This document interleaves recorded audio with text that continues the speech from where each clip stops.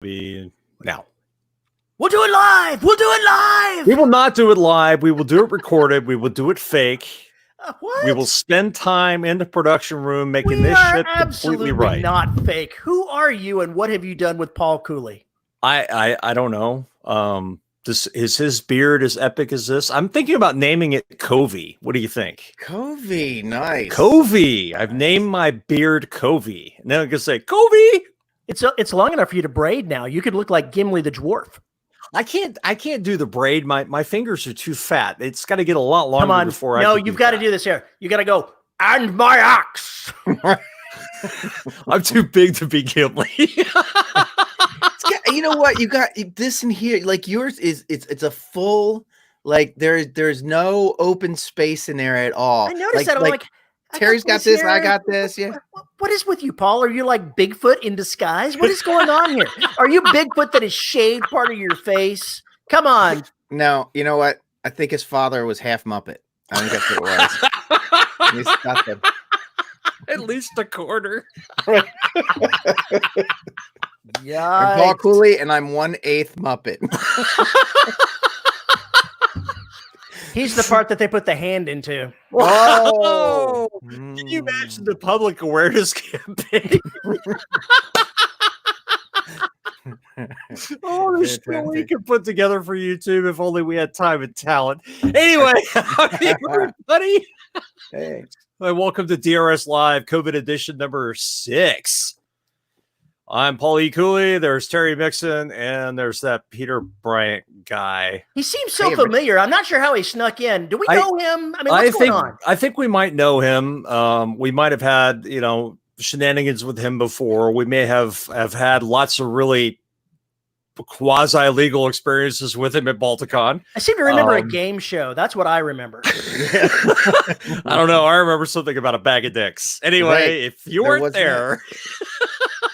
What is that? And when Mike gets a job, he's looking for a new job. When he gets a new job, we can release that video. I don't know. It's scarred into my memory forever. Good time. Such a good time. Hey, Pete, you finished your first book? I did. You did. Almost finished. You say 50,000 words is a novel. I wrote over 50,000 words, but I'm not almost done. Almost done. Technically, anything over 40,000 words is a novel, according to the awards for the Nebula. So do we get into this long diatribe about short story, novella, novel? Yes. Readers don't know what a novelette or a novella is. They don't know and they don't care. It's a really long short story or a really short novel. Hey, so I got a good question for you. In this age of digital books and ebooks and everything, has a lot of that gone out the window? Because I know books were primarily print, right? So your costs and marketing and shelf space and all that stuff probably had a lot to do with book size. And whoever you were working for would say, no, we want 100,000 word book, and that's it. That's what you have to write, or an 80,000 or whatever your contract is. So if you wrote something that was twice as long, you'd have to either cut it down, they'd cut it into 2 or whatever. Is that kind of going away a little bit, being that, yeah? For traditional publishing, no. Not so much. No. For everybody else, as long as the reader is happy with the length and you're not doing something like 500,000 words, like our favorite punching bag of an author. Go ahead and tell us, Paul, who am I punching? Your favorite punching bag is an author. I leave him the fuck alone these days. You just will not let it go. Who's this? R. Martin? No.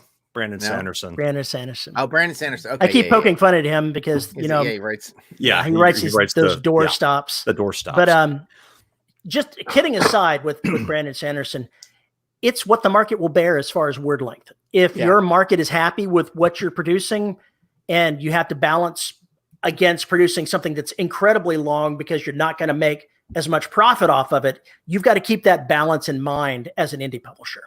True. Okay. I think a lot of the small presses, somebody just brought up Tor, doesn't really care about length. I think my experience with Severed was, length somewhere between 60 and up. There's no really upper limit. It was just kind of like, write the damn story. Right. Can you see the comments, Pete? Yes, I can. Okay, just making sure that you could see them. I know that if you're looking at them, if you're looking at them inside of StreamYard, they're about a minute delayed. We actually have a pop-up window out on ours where we're on YouTube with the pop-up chat out, so we're seeing them as they're making them. Okay. So we may see something sooner than you do it. Okay. Yeah, maybe. I have never actually used StreamYard with YouTube. I've been using it with Facebook. I love this program. This is a cool program. It's wunderbar. If it has an actual ending, it's fine, whatever length it is. Okay, well, you must not like my work then. Okay, a couple of answers to some questions. No, I'm not part Gorg. Sweetums was my Paul's grandpa. What? If Brandon Sanderson, I need more alcohol for this show. If Brandon Sanderson was an indie, he'd have 3 times as many books. That is an actual freaking fact. Yeah, I get the same thing in music. How long should a song be? Yeah, it used to be. That's why Rush and other bands, Pink Floyd, back in the beginning, would have problems getting radio play because their songs were longer than the 4 minutes required to be on the pop hit list. And the same thing goes for books, either too short or too long. Right. And like Terry was mentioning, your market also kind of dictates. I mean, epic fantasy, it's got the word epic in it. I expect doorstops. Epic space opera, same deal. Or you get Terry space opera. I think there's going to be 12 to 14 books in that series. Right. Well, that's true, but my books range 90 to 100,000 words. So yeah, there are some people that go a lot longer. I'm in the process of listening to an audiobook in a lit RPG series. I think the book is actually about 300,000 words and it's 34 hours of audio. So somebody went nuts. Right. Right. Well, Derelict Saga from beginning to end is going to be 50 to 40 something hours of audio. Some there, 40 to 45. Anyway, sorry to cut you off. This is just one book, man. One book? One book? Well, that's what I'm saying is that, you know, your mileage may vary. Of what a book is. I think we talked about that last week. I don't know. I like long stories, but I do get to a point where if you don't have a lot of story to tell in that space, like don't just keep. I was gonna say don't keep talking, don't just keep writing, but or talking. It depends on how you do it. Right? Same diff. Don't just keep, running at the pages. I don't need a volume. Like you said, I don't need a volume. Like if you could tell the same story in half the distance, tell the same story in half the distance, in my opinion. Right? Don't just make space. Like I thought, Tolkien gets all this like credit for being the godfather of fantasy and everything, and he is, but I find him to like run on and on. There are times where I'm just like, come on, man, get on with the fucking story. An entire book for this series, nobody would have noticed. Right. There is something to be said for the fact of when it was written. Right. Writing styles were different 100 years ago. And it's almost 100 years ago when Tolkien was it after World War I, I think is when he was doing this. Yeah. So you're talking almost 100 years ago that he started putting this together, and things were different back then. They wrote differently. Nowadays, our writing styles are different. Hell, from 20, 30 years ago, they're different. Mm-hmm. Right. Veronica brings up Dickens was paid by the word, wasn't he? Yes, he was paid by the word. Okay. That, in fact, most of the authors at that time were. That would color things a little. Yeah, suddenly that's why you spend 5,000 words saying what could have been said in 300. Right. The thing with indie publishers is with indie publishing, we're not being paid by the word. We're being paid by the product. So there's a certain benefit to brevity. Yeah, sure. The shorter your story would be, that you could still sell the same story, the better off you are, because you spend less time writing that amount of stuff. Philip K. Dick, I think the reason why he wrote so many books was because he was on so much freaking speed. He could not develop a long form story to save his freaking life. He couldn't pay attention that long. No, he couldn't. He really couldn't. But he came up with some really fantastic stuff. But the fact that most of his books, are anywhere between 35 and 50,000. I think maybe Scanner Darkly is the only one that's near 70. Yeah, I could be wrong on that, but I think that's right. It made a big difference in how he was perceived and how his books are read, because they really are they stab you from the very beginning and you don't have time to really let up. They're just done. When I look at a lot of the old science fiction stories from say the 60s, 70s, 80s, even, maybe even, yeah, I'm gonna say 60s, 70s, 80s. A friend of mine started buying these paperback books as art. So he'd go to these stores and he'd buy the old paperbacks, with the really cool, like psychedelic, some have like psychedelic covers. There's a lot of really good artwork on science fiction book covers back then. And what he does now is he puts up shelves and he puts the books on the shelves, and they're not there.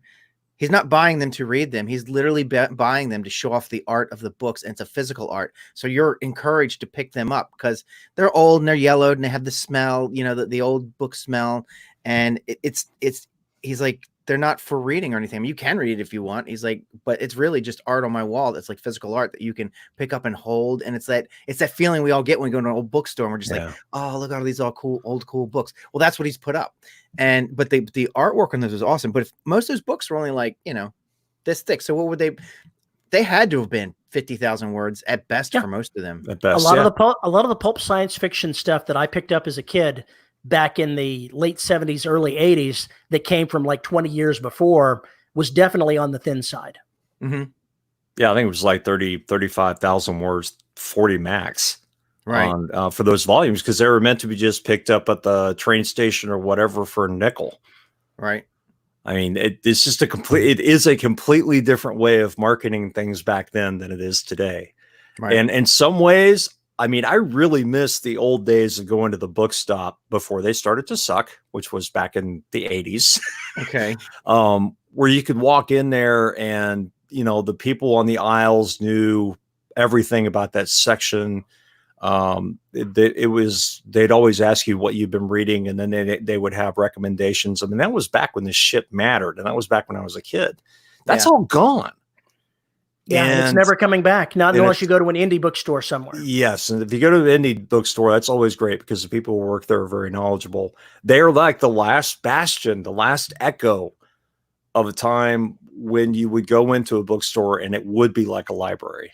Right. Before the fuckers started putting Starbucks in there and squashing that in every place and sticking fucking videos and Jane Fonda yoga mats or whatever the fuck that shit was. And he's not bitter. He is absolutely not bitter. No, I'm not bitter at all. Right, I am not bitter at all. So, yeah, things change. Before we get going too much further, if anybody's looking over my shoulder, you may see something new. A wall, folks. There's a wall there. Look at that. See Instead that of piece boxes of art? up to the ceiling. I'll explain the art here. Let me get. See, now I've went ahead and I've cleaned out my office space. So all of those boxes that have been occupying this area, they are gone. I have finally gotten my office back to myself. That piece of artwork is one that I picked up when I was a contractor at NASA. The company that I started working there for was called United Space Alliance. And that was a joint effort between Boeing and Lockheed to go ahead and do space operations. And eventually mom and dad had a fight and they broke up. And then after the divorce, all the artwork got given to the employees. So we got a chance to go in and pick up a couple of pieces of artwork that they had on the walls in the building. Nice. And everybody's getting all these little small pieces. And I said, that's a big piece. I love that. I'm taking it. So I stuck it in the back of my truck and brought it home. I would never be able to afford that kind of artwork, on my own. Right. Nice. Does the room feel more zen for you? The cats don't know what to think about it yet. I'm They're sure like, they don't. "Where's my stuff? Yeah, where's my stuff? What have you done with my stuff?" You know what it is? They're all gonna get out there and they're gonna jump you because they're gonna say, "We demand 3 more cat trees in lieu of all the boxes. We need 3 more cat trees." Nice. It's gonna happen. I got a question for you. When you guys are writing, and you got like a big story that you're writing, do you ever have spots in the story? And you got to, I mean, it's got to be yes, but I'm going to ask anyway. Do you ever get the spots in the story where you say to yourself, whatever is going on here could be a short story on its own? Like there's a branch off here. There's something else going on here, or something going on in the background that you're like, well, this is going on in the background, which is actually driving this thing that has happened in my story. And at some point I would love to come back and write the short story of what's going on here, because that's a story in itself. Yes. Okay. Yeah. Terry's done it. Okay. And I've done something along those lines as well. I've had points where I've went past a point and said, I could have a branching series right here. Right. I could have a standalone series that is running in parallel to what I'm telling right now. And in fact, the book that I'm writing is basically also set in the same universe and is spawned by events that I wrote about in a novel, just as a passing scene, and said, oh, that's going to be another set of characters. Okay. Yeah, because I did that with my book. So when there's a spot in my book where two groups of people come together, right? And this one group helps this other group out. Yeah, they happen to be, ships in the night, and they come together, and then they go their own way. And where they came from, where this other group came from, is I wanted to write a set of short stories in this world, like what is it? The Saturday serials, where it's like cliffhanger series and stuff, where they're self-contained little stories, right? Like a series, like a TV series that just has a self-contained format. And then this was going to be like a big book, and they would cross paths like somewhere in the middle of their stories. So it would be, you could be reading this one set of stories and you'd come to the novel and then you'd go past it, but it was like a tangential thing. And then you'd be reading the novel, and then these stories would intersect it and then go on. So I did do that. There's two, so, it might work out to be three. I got to work out the length of these, but right now it's currently 2 chapters in the novel are actually 2 stories from the mini series thing that I was talking about doing. So I thought that was kind of cool. That was fun. Jeff says, curse his crappy data plan. Everything is freezing up. We're actually just all, giving each other the low sign that you can't see. And we're just stopping moving all at the same point, just to screw with you. We're going to start talking. Yeah. Somebody made a good point. Matt made a good point. Yeah, I have done this because the first 3 black books were nothing like that. Pick up a barrel of oil and send it somewhere, and hey, 2 or 3 more books. Oh, sure. Yeah. I mean, the black was kind of, you had what'd you call it? Paraquills, right? Did you, is that a term that you've heard, or did you come up with that? I stamped it, trademarked it, because no other damn fool in the universe will ever use it. I mean, you had to probably read your own book like a bunch of times to write that, right? To make sure you were... Okay, well, this is going on now. Let me read what was going on here. The second book's no problem. It's the third book where you get screwed, and then the fourth one where you really get screwed. Because you're tracking multiple books at this point. Yeah. So 4 was good because it kind of got everything together, crammed it all together, and said, all right, we don't have to deal with continuity issues anymore. This is where everybody is. From now on, this is where we start. That's funny. It's very Have you ever important. gone back and retconned things in previously published works so you can make something work in the current one? No. I've had the desire. We've all had the desire. And I sit there and I make a note and go, oh yeah, the definitive author edition. We're going to make sure we get that shit fixed. Right. I've changed minor things. I've changed somebody's rank in a previous book because it made more sense to have it something else in the later one. Changed the name of a planet because I screwed it up. Changed the name of a ship that was mentioned once. Little things like that, and no one has ever noticed. Right. Yeah, kill a character twice in the same scene. I haven't killed the character twice, but I've had a character in 2 different places at the same time. Right. And Veronica said, you realize you've got this person in 2 different places, right? Crap. Change. Can we just rename this person Bubba and the scene still works? I'd like to introduce you to Bubba. He just walked on stage. It was a secondary character, so it wasn't a big deal, but it's pretty funny. So the funny part is that, well, one of the funny parts is that when I wrote these the scenes where they come together, I actually wrote those before I wrote the first half of the book, right? So I kind of started in the middle. There's a place I'm working to, and by the time I got there, I had moved a character, right? So there was a character who was supposed to be with one group, because it's a couple of people in the main group that are kind of coming together. They don't all start out together. They're kind of working their way together. But the one person was with a different person, and now they're with this other person. And I'm like, oh shit, I have to introduce a whole character into these 2 stories and give them something to do. And I want them to have something meaningful to do in these, because you don't just have a character for no reason, right? But at the same time, this character's can't change like big picture stuff either. And I'm just like, shit, that was tough. It was tough writing them in. I just grab them and have them kind of walk by doing a Mr. Wizard kind of cameo, show up here. I love doing that in the Fiend stuff. All those characters just kind of walk past each other through their lives, or they all know one another or are connected. But it means I can jump and grab those characters and throw them into any story. And it doesn't have to be their story. They just are there for backdrop and to assist things and putting together the pieces I want them to put together by the time we get to the stories where they're all together. Right. Have you ever found your characters being influenced by the other media that you're consuming? Ooh. Could be. The reason I'm saying this is that the current novel that I'm writing, I have a Marine NCO that was kind of a in the background character that I didn't really have a lot in mind for. And then I watched Star Trek Discovery and found somebody that had the voice that I wanted for that character. And now the role is growing because I can't get the actresses, Michelle Yeoh, I can't get her voice out of my head. And now the character in my mind looks exactly like her. And seeing that has enhanced what that character is going to become in this book. Okay. Yeah.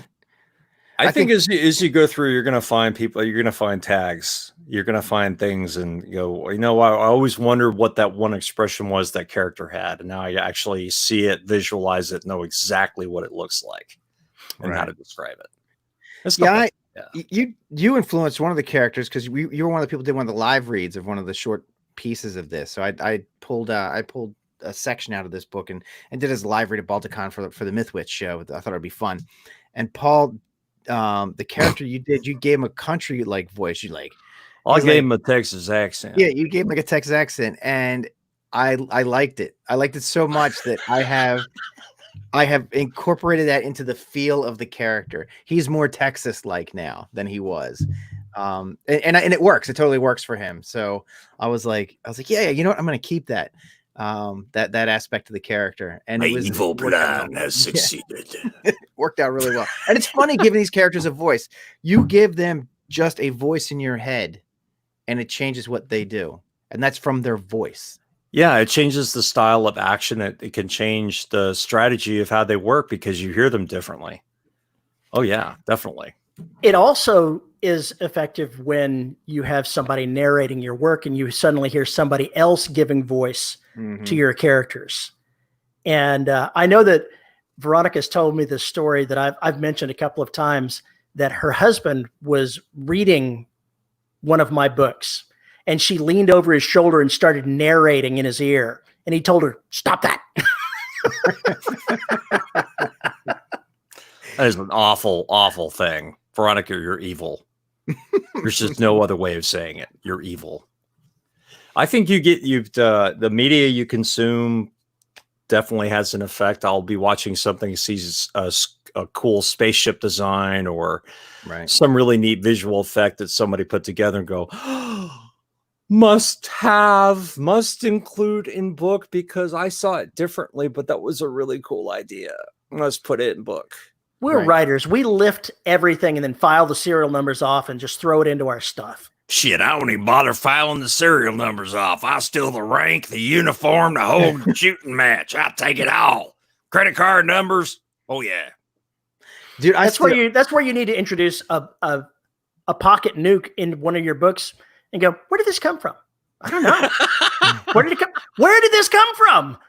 I think they did that with Archer. Where did we get all this cocaine? There's like the whole house of cocaine. All right, let's talk about the important part. What are we going to do with all this cocaine?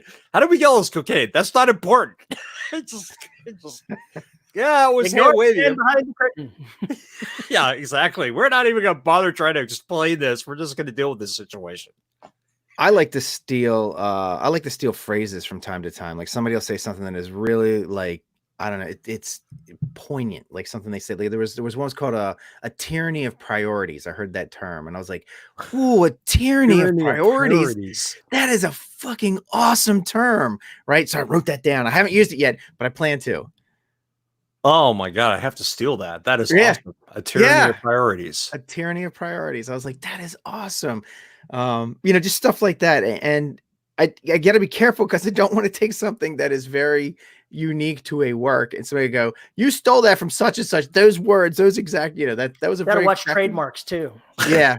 Although I doubt anybody has a trademark on that one. Right. Probably not. But I'm saying they like, should.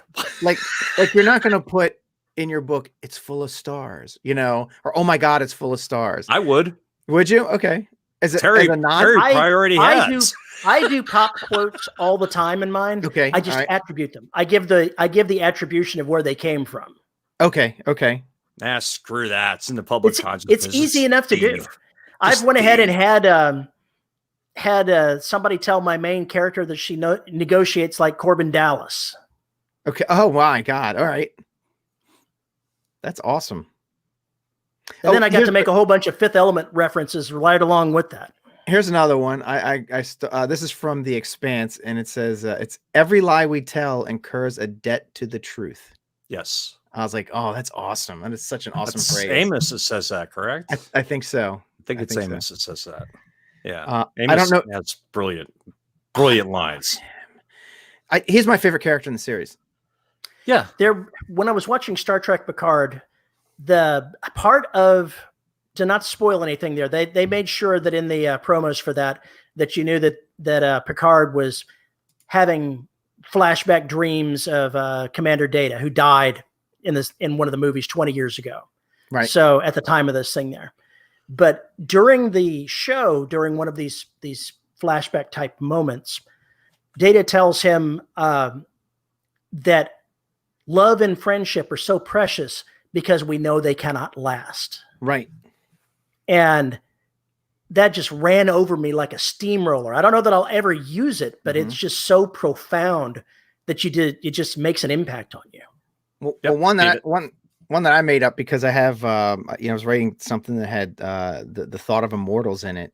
And one of the guys, his line is that immortality is disgusting and I'll have no part of it. It takes everything out of what makes life what it is. Yeah, I get that completely. Yeah. There have been characters that said that in books, vampires and whatnot. Sure. That's a really common vampire trope. Immortality is Inuni. How do you pronounce that, Paul? Inuni? How do you pronounce that word? What? Are you trying to say we? I don't know how it's pronounced. It's when you're bored. You're so bored with everything. It's we. Okay. I have never heard it. I've never heard it spoken. I've only seen it. It's français. It sounds like something the Merovingian would say. Yes. Immortality is boring and straight. You see, it's like wiping your ass with silk. Dude, I'm not a fan of the later Matrix movies that much. 2 was but okay. That character had some killer lines. Oh my God, he's the best. He is the best Matrix character, hands down. He just, when he talks, you just sit there and just go, just keep talking. Just keep talking. Yeah, I can listen to this guy talk forever. Right. It's so sarcastic, and yet every word just drips with politeness and everything else, the way it sounds, but that's not what he's saying. I asked Stefan, one of the guys that I worked with at Schlumberger, I says, what does the Merovingian say? He looks at me and goes, it won't translate and you don't need to know. Oh, that is so dismissively French. This is the same guys from Paris. Totally all Parisians are assholes. So, right. Oh God, I miss working with them. Speaking of, all Parisians are assholes. Do you ever take one of your characters and just dial them up to 11 just to get that extravagant behavior out of them? The street? Oh yeah. Well, yeah. So yes, I have one of the characters I wrote is and he's based. I based him off of Bob Hoskins. I don't know if you ever saw the Danny with a movie where he's got Jet Li as a dog. I'm trying to think of the name of it. He's not really a dog. He calls him his dog. He's a fighter. Jet Li's a fighter, and he's basically enslaved Jet Li to fight for him in circuits, and he doesn't do anything until you pull the collar off of him, and then he fights. He's like, that's his signal to fight. And you look like you've never seen this. It's a good movie. God damn, I can't think of the name of it. Unleashed, that's it. Yeah. Thank you, and Matt. so Bob Bob Haskins' character in that is just awesome. He's over the top British gangster, and he's always just like, I'm gonna rip your throat out. You know, he's just like, and that is one of the characters I made. One of the head gangster guys is that character of Bob Hoskins, and he's just over the top, like just English, you know, gangster badassery. Have you seen The Gentleman yet?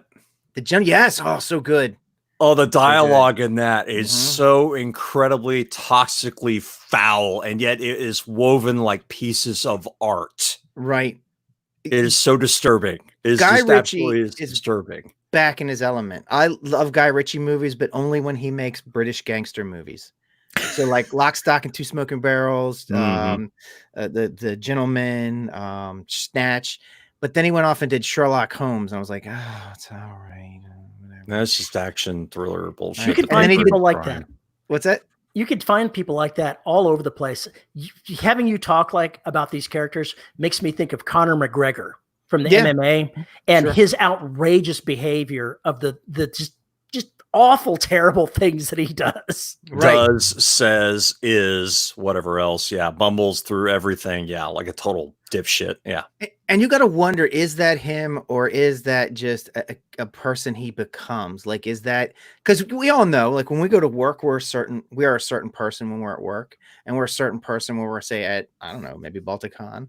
But the person you are in these different places, you put on a different face because in some cases you kind of have to. Your work is paying you to have a certain face.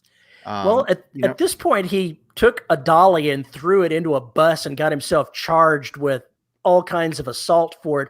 I think he may have stepped a little over the line of that character, if that's what this is. Right. But I mean, you make these characters for yourself too. You know, you kind of make this person who you personalize who you think you are. Like, I haven't been in the press this week. My PR people need to tell me I need to sell more T-shirts. It could be that too. Yeah. It's like, if you're giving out your liquor to somebody in a bar and they say no, don't punch the old man in the head.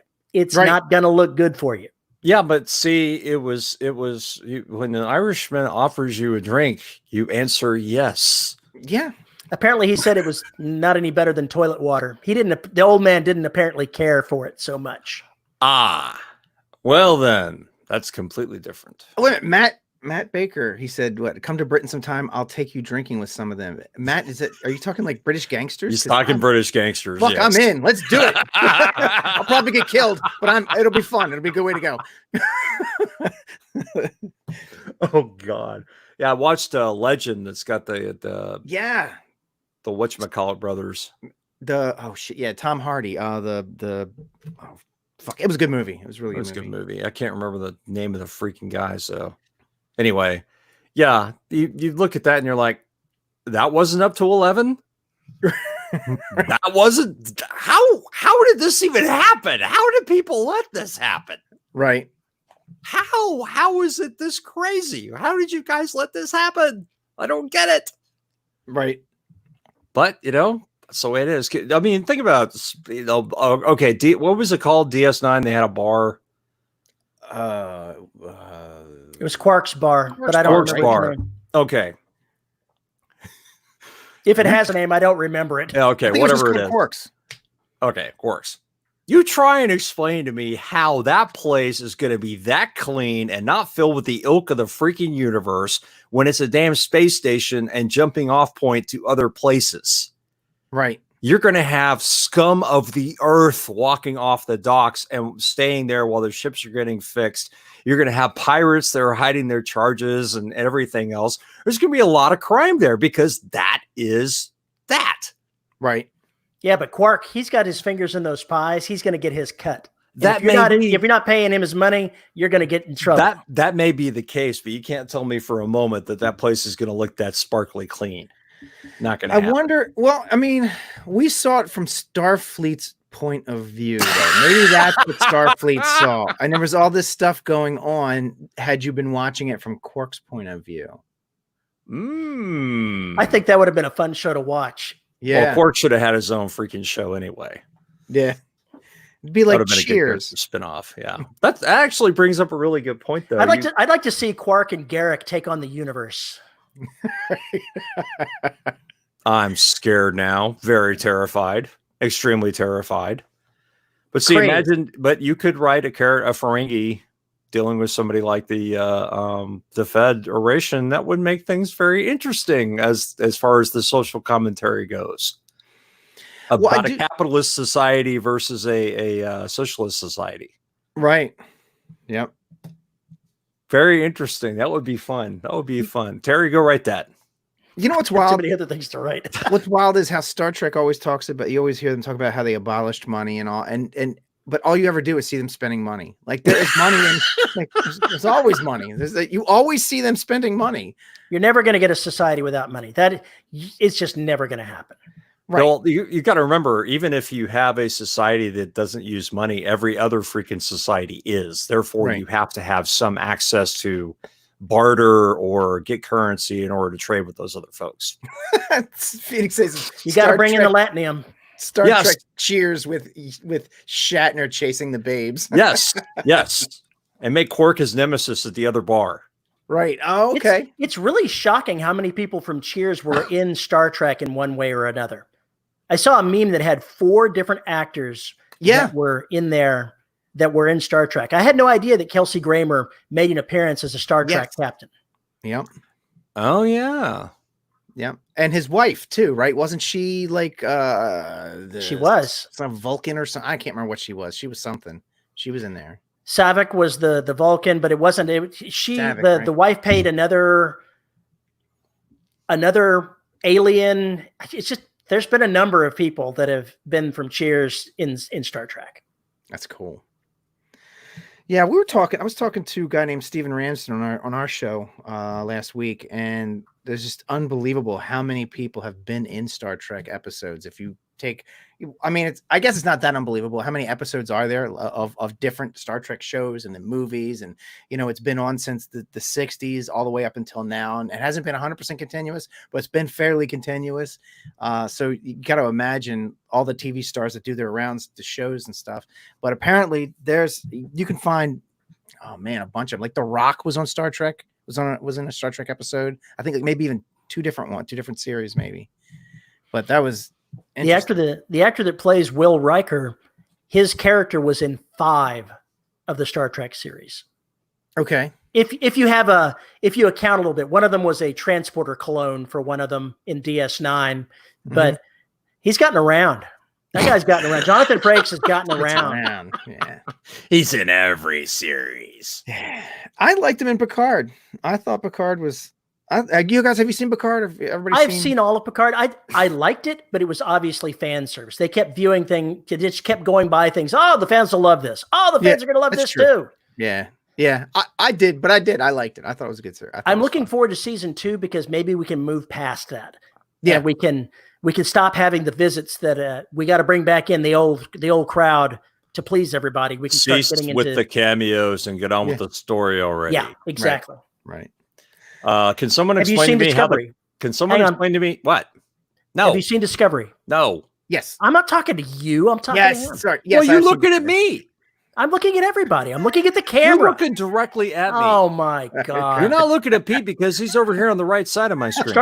Star Trek Discovery. I've seen both seasons. It's definitely not your average Star Trek, but I liked it better than I liked Picard because it wasn't so fan servicey. They actually were exploring some new terrain. Yeah. And I liked that. And this next one, they're going to be exploring some seriously new terrain. Oh, yes, they are. Yeah, that's cool. I love it. Have you seen the shorts that come along with that show?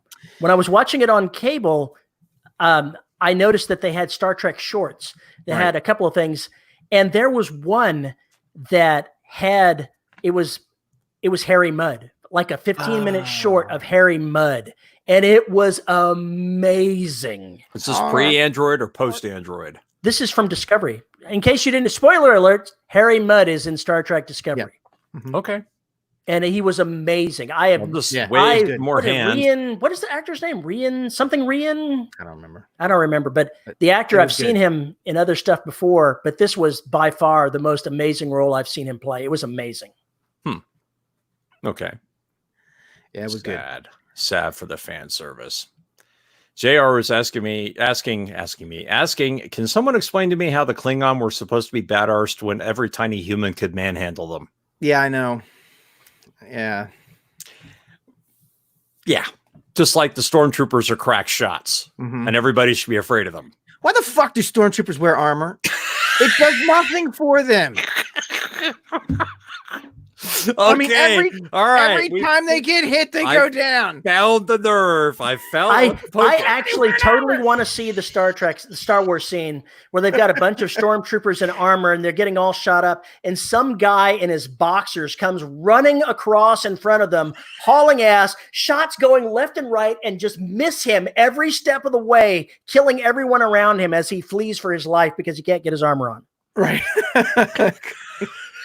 Like, dude, it's like there was this in I forget what it was. I think it's in Marvel. They call it it's the trash can head inversion rule, and it has to do with the aim. So the aim, remember aim? They wore those suits that had like their helmets were like, I don't know, they were squared off, look kind of like they were on a trash can on their head. And it seemed like the more of them there were, the harder it was for them to get anything done. So like the more you introduce to a scene, the less they hit anything, or the more often they lost. And they call it the trash can head inversion rule. It's like the more AIM soldiers show up, the easier my chances are going to be. Years and years ago, I was in the Society for Creative Anachronism as a medieval reenactor. I was a heavy fighter, and I had one of those big heavy helmets that has the very constricted view out of that. Right. It is really hard to see anything going on around you with that shit on. Right. That's why the stormtroopers can't hit. Fucking helmets fogging up, and I guess with all of us, saves their lives, knocks them out so they can be healed to fight later and get knocked out again. They're clones. Nobody cares about them. Well, they weren't clones. Hey, I think we're all getting sympathy now for some of these stormtroopers and stuff. Now that we have to wear masks, too, you know? Yeah, fuck those guys. So, Peter, when we were talking before the show, you said, seconds. No, not today, but he and I have spoken before today. Sorry. You mentioned RPGs. Yeah. So I develop RPG stuff. So the company that I'm working with now is it's the rebirth of TSR. So TSR made Dungeons and Dragons, and then that was bought by Wizards of the Coast, which was then bought by Hasbro. I mean, it's still Wizards of the Coast, but it belongs to Hasbro. But they let the trademark go. So they were like, we don't care about the TSR trademark. So one of the guys I know decided that he was going to work with some of the original people from the original TSR, and they were going to start TSR back up. And you know how things go. They actually no longer work there, and it's like me and him and another guy, and we mainly are the folks still developing stuff. And they redid the game Top Secret. I don't know if you ever played. Oh wow, I played Top Secret. Yes. Yeah, so there's a new version. Where is it at? Here, hold on. He'll kill me if I go on a show and don't show this off and have the opportunity. But this is the new. I can't see Top Secret. Oh, sorry. Bring it back. Here we go. This is there we go. Top Secret. That looks awesome. Beautiful. It's a great game. So I've been doing a lot of work for that a lot lately, and I have totally got to tell you my Top Secret story. Oh no! Can he finish his spiel first? Can he finish telling us about his life? So this is we're talking about writing and such, and writing adventures and writing role playing stuff does tie into story. It's a type of storytelling, and I have found going through some of the the module, what they call modules, adventure writing. Some of the writing skills I picked up in writing stories and stuff has really come through. Like we're re-releasing an older module, and he wants me to modernize it and like make it for this new version and everything. And I'm going through it, and I was texting. I'm like, why are they doing this? And he's just like, oh, I don't know. I was like, well, that doesn't make any sense, right? So then I'm going through a little bit further. I'm like, well, where are all these other guys? He's like, what do you mean? I'm like, well, if you're going to do this thing, you're going to have this, and you're going to have a bunch of other guys there. He's like, oh yeah, that makes sense. And I'm just like, and I keep going. I wrote him back again. I'm like, why are they the only ones there? Wouldn't there be a bunch of other people there? And he's just like, oh yeah. I was like, well, why do they go to? And I'm like, can I rewrite this thing? And he's like, yeah, go ahead. I was like, it doesn't make any sense. He's just like, yeah. He's like, when I run it at a convention, I generally add those things or change those things around. I'm like, we need to do that then. So if you are a story writer, you can write adventures for role-playing games because you're basically just telling a story, and you can let whoever the gaming gearhead is who does all the like the numbers and stuff, just let them put the numbers in. You just write the story. Yeah. That sounds like a really good gig, actually. Yeah. Oh, and for those at home who couldn't see that, a cat just showed up. So if you're playing the drinking game, drink. That's a total way to get yourself killed. Do not drink every time you see a cat on this show. For those of you playing the drinking game, which is not endorsed by the Dead Robot Society, what you do in your home or wherever it is you happen to be is your business. Right. We do not condone it. We simply announce when certain rules have been triggered. I have 3 of those little fur balls upstairs, and none of them come down in my office though. Back when I was playing Top Secret, it was before I joined the Army, or maybe it was after. It was early 80s, I think, sometime in there. Yeah. And I was playing with my best friend and his brother. And it was just one of these little small games, and they're sneaking across the border in disguise. And I'm just playing, just a throwaway customs agent, just asking them the usual questions. And I say, "So you're here for business or pleasure?" And one of them says business, the other one says pleasure. Right. Of course, because they didn't bother to discuss their cover with them at all, with each other at all. And without blinking, they each then reversed and said the other thing. So it's like business, pleasure, pleasure, business. Right. And so I said, tries to take over the "Would world, you like a few minutes to discuss this further before we speak again?" You could stop and say, "Okay, both." Right. Look, I like my job so much. It's a pleasure. I'm gonna grab something off the shelf here to show you. I'll be right back. Oh God! If it's a severed head, put it back. I've already seen it. But yeah, it's fun writing this kind of writing a role playing stuff. I mean, that has been a passion of mine my whole life, and it's actually really cool to be able to do that. And the funny thing is I like doing all the mechanics and stuff. And that's what I've predominantly had myself doing. And then as I started writing adventures and stuff, I was like, well, wait a minute, I'm writing books. Why can't I write adventures? Why shouldn't I be writing adventures? Because it ties in so well. Well, the adventures are just the skiing anyway. I mean, you're putting the story together, but you know damn well that once the role playing people get to it, it's forget it. Well, you know what, that is a big difference. Okay, so that is the difference. that's the skill. So that, you have you can use the same skill set to write the story, but then there's this other skill set that you have to tap into for writing a role playing adventure. It's like, okay, well, this is the story. They're going to go here, here, here, and here. Okay, how do I keep them going here, here, and here? And what do I do when they just fucking take a 90-degree turn and go somewhere else, like because they're players? As somebody that's been a game master for decades, I've role played for 40 years, and I can't begin to count the number of games that I've played, game systems that I've played. You have to be very flexible because you're going to go ahead and lay out the perfect adventure for these characters, and they are going to insist that they go into the sewers when you have absolutely nothing in mind for the sewers. And sometimes you can't convince them to go elsewhere, and you just have to just roll with it. Yeah. The problem is that a lot of times game masters are too crafty. We call it being too crafty for your players, like giving the players too much, because the whole adventure from beginning to end, and you know all the background stuff. So you have what they call the curse of knowledge, right? So as you're writing this adventure, you think that's an easy clue. I mean, I fucking set this thing up. I underhand pitched the ball to you. And what did you do? It's like you weren't even playing the same game as me. You dropped the bat and walked out into the street. Forest, why are you going into the forest? There is nothing in the forest. It's like, yeah, but you mentioned the dark forest. So I figured that was where because you made a point to mention the dark, dangerous forest. So I knew that had to be it. It's like, no, that was so you wouldn't go into it. God damn it. One of the things that I can definitely say that all the role-playing experience that I have as both player and game master have come into the way that I write.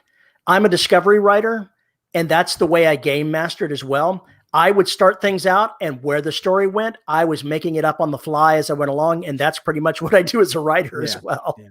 Well, it prepared me well for this. When I game master and I'm running adventures and I want to keep people on task, I railroad them all the time. They just don't know it. I give them choices to make them think that there's a choice, but there's actually no choice. Like I'll say, well, you can either go down to the bar or you can go down to the docks.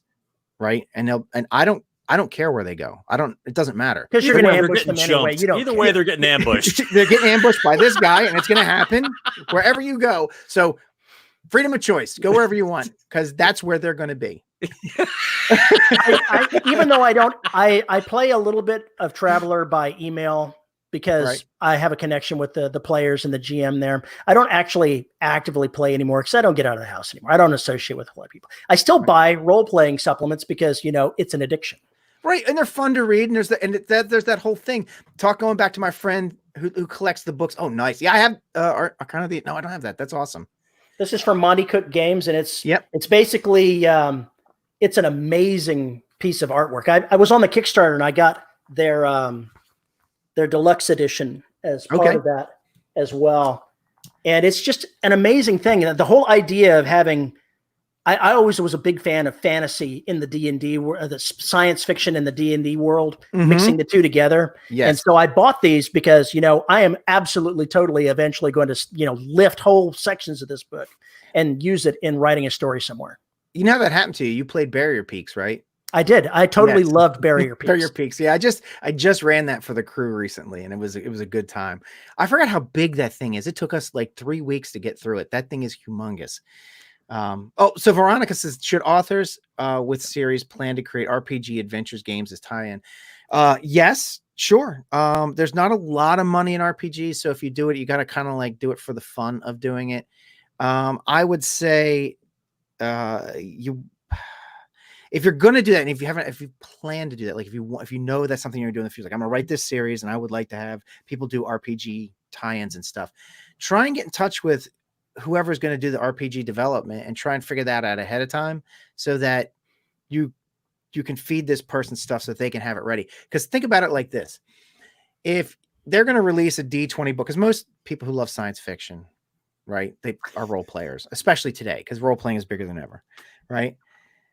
If you can release the two of those things at almost the same time, right? How awesome is that? Especially if the adventure is something that is parallel to the story. So it's not the story. The adventure is not the or prequel, right? A prequel or the post, like after the characters in the story leave, that's where the players take off. Or it's something tangential, or I don't know, maybe the characters, the role playing side of it, they're like the competition, right? Maybe they're the bad guys or whatever, the antagonist or something.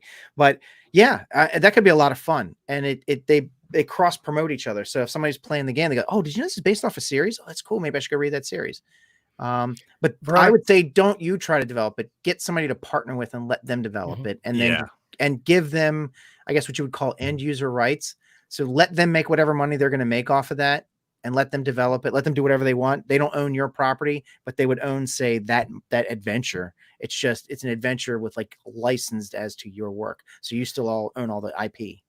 Veronica says those are separate rights, and that's absolutely correct. It's a different derivative work from your other stuff. And Chris Fox, who wrote the Magitech Chronicles, recently had a Kickstarter doing his own RPG, and so I supported that as well. He's worked out of that, getting his own stuff set up. And one of the things he did as a stretch goal for that is, if you were going to kick in $5,000, you could use the system, and he would help adapt it to your universe for you to do something there. So there are options out there if that's what you really want to do. People are exploring that. Yeah. And I would say, I mean, I am a big fan of indie game developers. Like, I love indie games and I love helping indie game developers and everything. But if you're going to do this as primarily, you're a writer, you're not a game designer yourself, and you have no attachment to any one game system, I would try and find somebody who develops for a popular game system, just because it's cross promoting your work. And if you put it to if you get a developer who's doing it with a popular system, say D20 or whatever, D20, 5e, whatever you're going to do, whatever you're going to do, then you stand to get better exposure. And again, I don't care if there's another D20 product that ever comes out again, another 5e product comes out. I don't play it. I don't play that system at all. Nothing against it. I just don't. I would prefer it like in Savage Worlds or something like that. Oh, admit it. You want it in Rollmaster. Come on, just admit it. I love Rollmaster. Rollmaster was Who so doesn't? much fun. Who wants those critical charts? Me. I know, right? I want those critical charts. They're the best. Was it the cat scratches your face off and you fall off a horse and something like that? It was about like that. Yeah, it was crazy. The critical hit charts on that. Critical fail damage. Was really bad. Yeah. Is that what you're telling me? Yes. They would like, all right, so if you got attacked by, say, a lightning bolt, right, and it did some kind of critical number, like he rolled really high, and it would fall down deeper into the chart. So the deeper down the chart you got, the worse it got. And it was always funny because there was always one that wasn't all the way down at the bottom that was worse than the one that was down at the bottom. Like at some point you'd hit some number that was super bad. Like one of them was something about your last blink from a pile of ashes or something like that. I was like, holy shit. Well, that's there were some severe. really bad shit happened to you in there. That was awesome. Well, that escalated quickly. Yeah, no, Rollmaster was a cool system. It was a lot of fun. Can you get a link to his company website? Yes. No. Super easy. easy. You can. TSRgames.com. Well, okay. That's it. TSRgames.com. Real simple. I'm trying to remember to put that in the show notes. Yeah. That's cool. But yeah, it's a lot of fun writing for role-playing games. I get so much enjoyment out of it. I actually, a couple years back, I realized I wasn't going to ever make very much money doing it. Right. And I was like, it's like, unless you're one of the big boys, you're never going to make a lot of money at it. Right. So I was like, maybe I shouldn't waste my time, like doing this stuff. Just play the games, enjoy the games and play them and not try and develop, because developing games it's a lot of work. It's a labor of love. And, but I found I couldn't stop. I just couldn't stop. I'll do it till I'll probably die, because as I didn't do it, I would find myself thinking of ideas and like, oh, I better write that down. Right. And the next thing you know, I'm like, goddamn, doing it again. I'm in it. And I didn't even mean to be in it. I was like, all right, fuck it. I'm just never going to give it up. I just got to get used to the fact that I'm never going to be like, I'm not going to be Gary Gygax. I'm not going to make $1 million off of it. And if I do, that's cool. But the reality is it's probably not. It's like all that sweet millions you've been making, Paul, off of the black and Terry off, where are these sweet millions he's talking about, Terry? Like, the life of an author. Everybody knows the life of an author, right? You go to wine parties in New York, your caviar, right? Right. I know that for me, role playing transitioned into writing. Yeah. Okay. It feeds the same part of the brain, feeds both of those things, and I don't even role play anymore. I hardly do it all, because I've managed to successfully shift my focus of what I want to do to writing, and it fills the same need. So I'm lucky that way. Yeah. Yeah. Yep. So I'm role-playing game based on any of your properties. I could see Empire of Bones turning it into that very, very easily. Oh yeah. If I wanted to actually do that, I could do that.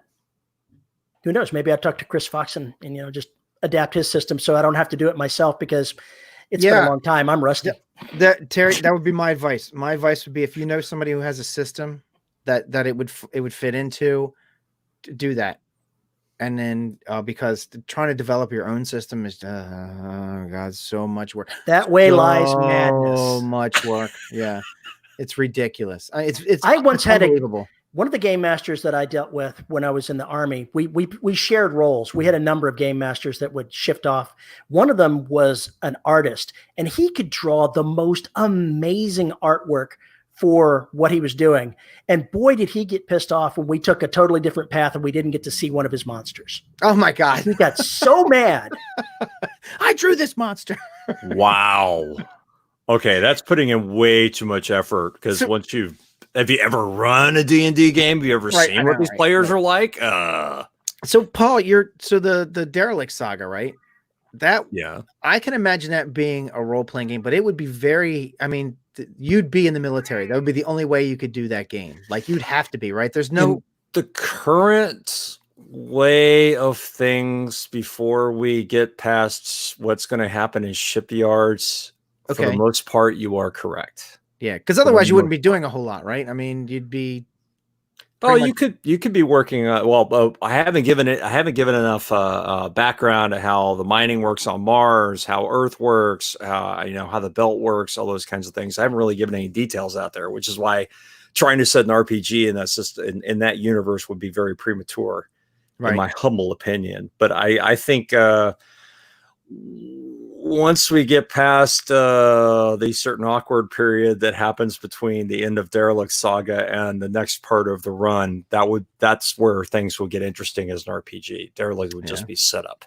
Dude, so you could do the black as a Call of Cthulhu adventure. Like, you couldn't make a black game, but you can make the black an adventure in Call of Cthulhu. We played Call of Cthulhu back when I was in the Army. We played Call of Cthulhu using the hero system. And our game master was a reformed Satanist. It was a very strange game. I actually love the Justice Inc. rules, baby. I picked up in the 20s.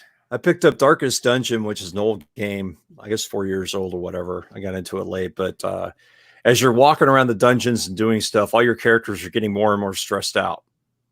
And it's just like the old sanity check. Once they reach a certain point, you lose complete control of them because they've become, whatever they've taken on, this new attribute they have of being abusive or hopeless or whatever else. They'll pass turns when you need them to heal somebody. They'll pass and not let you heal them, or they'll attack one of your own party. All while screaming about your mama war leaders or whatever. I don't know, man. You're not your world doesn't seem more of a Call of Cthulhu thing. It's more like paranoia. Oh my God! With the system with the clones. The clones. Yeah, the computer is your friend. I gotta tell you. I think.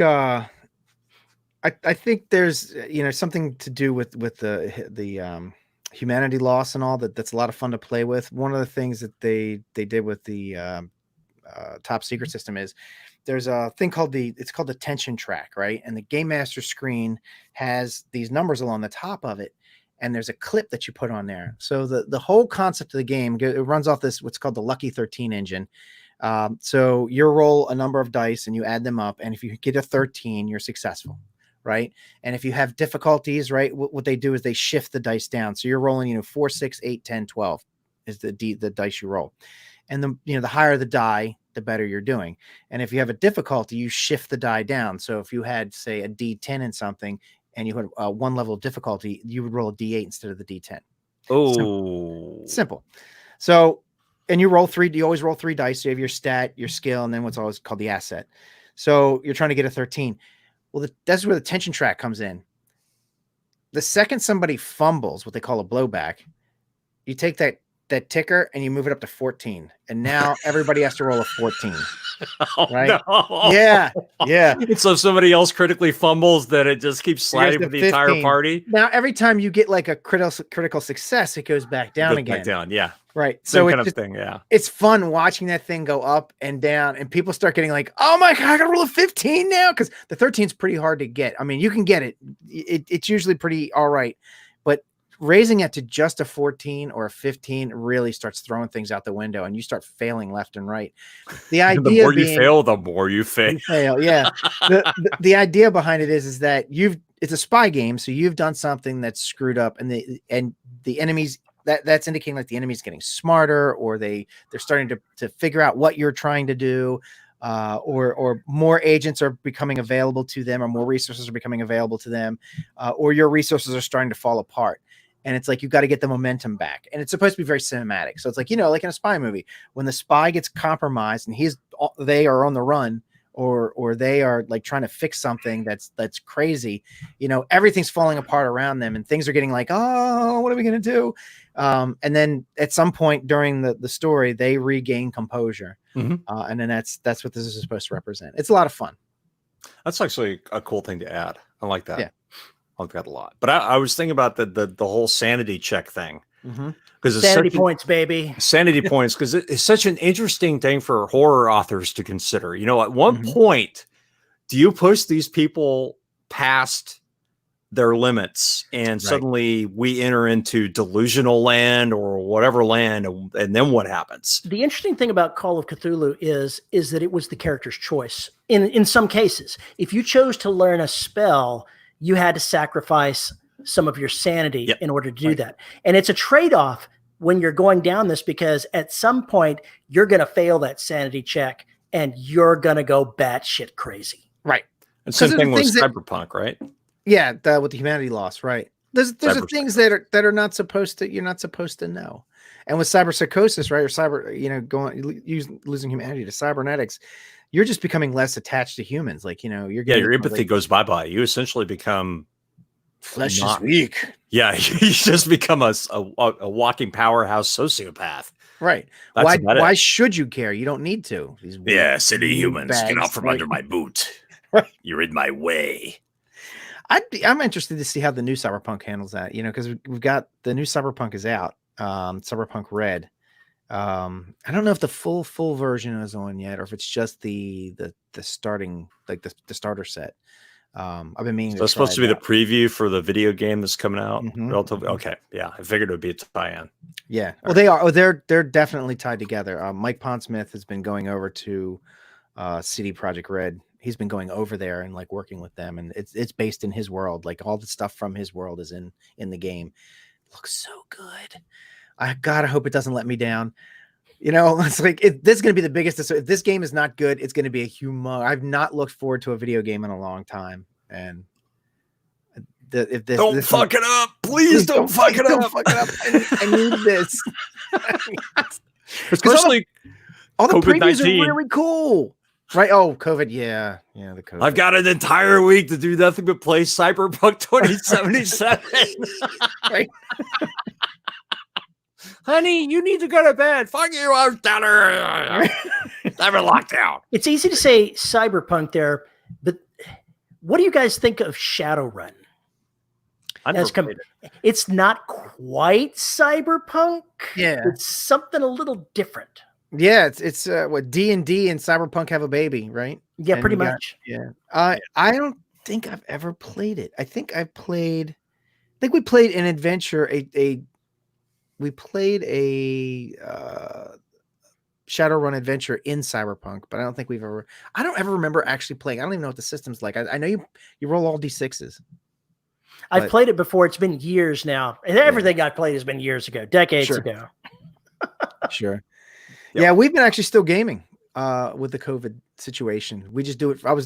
I'm back at my desk. This is where I was last night. And we just play over Skype. Yep. A lot of theater of mind. I think the other guys are cheating on their dice though. There are dice programs where everybody has to I log know. in. It's not the dice program. There's I was seeing something with there's a D&D thing that a company that hosts basically games, and it has the built-in dice system in the chat and video functions. Yeah, that's what Yeah. I'm talking about. Yeah. Yeah, the Roll20s like that. There's a couple of them. They virtual tabletops, VTTs. Yeah. They have dice and stuff built into them. But my group is a bunch of I don't know, non-tech. No, it's just. If we were going to figure out the Roll20 thing, it was probably going to have to be me that figures it out, right? And then that Tells everybody else how to do it. Yeah, tell everybody else how to do it. And then becomes their tech support. Right. And then hates their lives and wants to, yeah. So JRS, how do you manage the art assets? Yeah, art's expensive. Art is not cheap, especially so almost everybody on our group, only one of us isn't really an artist themselves, because I do some artwork and Jason is a designer. So we are really endeared to paying artists what they deserve. So we're not going to we're set on that. If we're going to get a piece of art, we're going to pay what the art's worth. So that actually gets kind of tough. We've been using Fiverr lately. Fiverr is an awesome source. I don't know if you guys ever heard of Fiverr.com.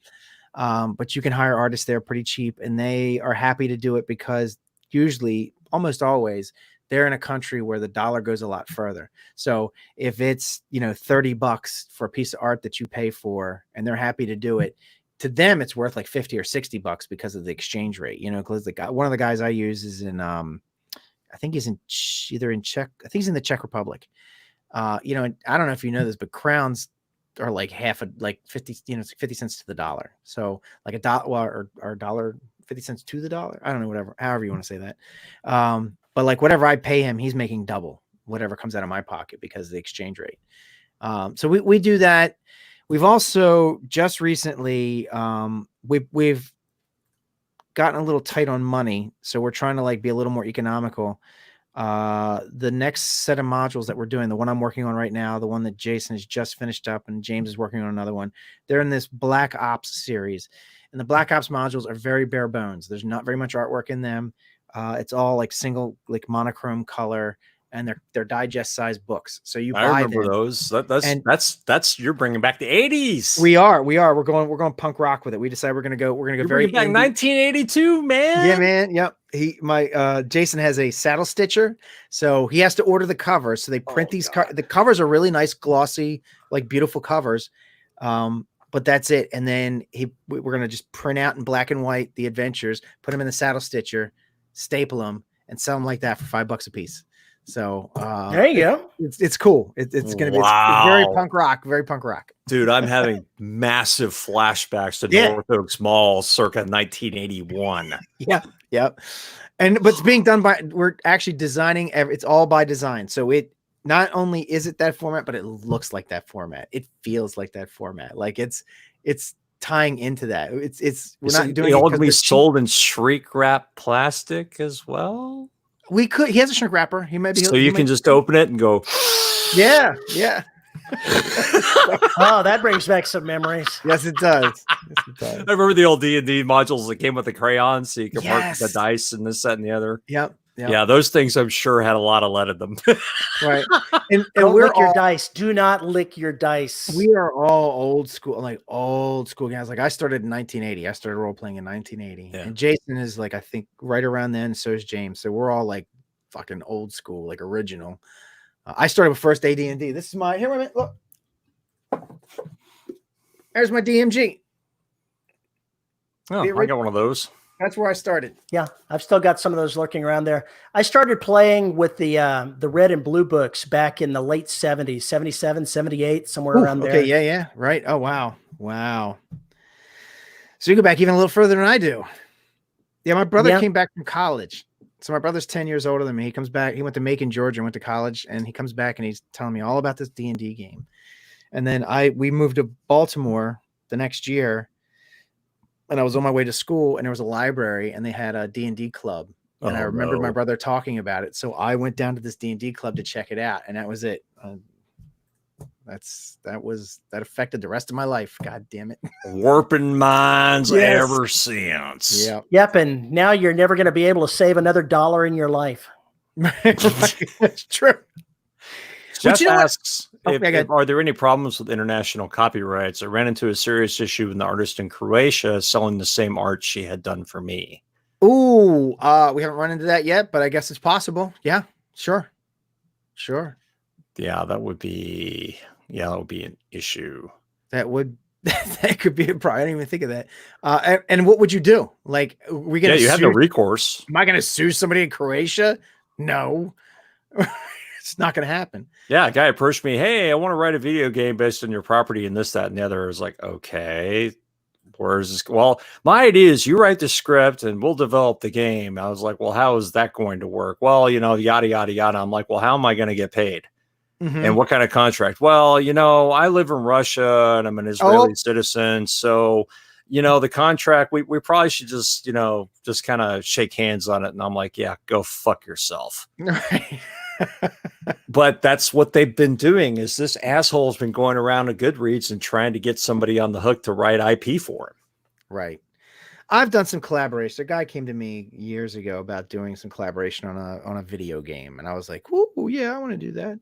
So I wrote a bunch of stuff for him for this thing. And I learned within about 3 months, I was the only one doing any development on anything. Cause like I would ask, well, how's the programming coming along? How's the graphics? And it was nothing, like nothing else was happening. I'm like, look, dude, if I don't see some other progress somewhere, I'm going to stop working on this because I don't know what your game is. I don't know what's going on here. Like I'm the only one doing anything.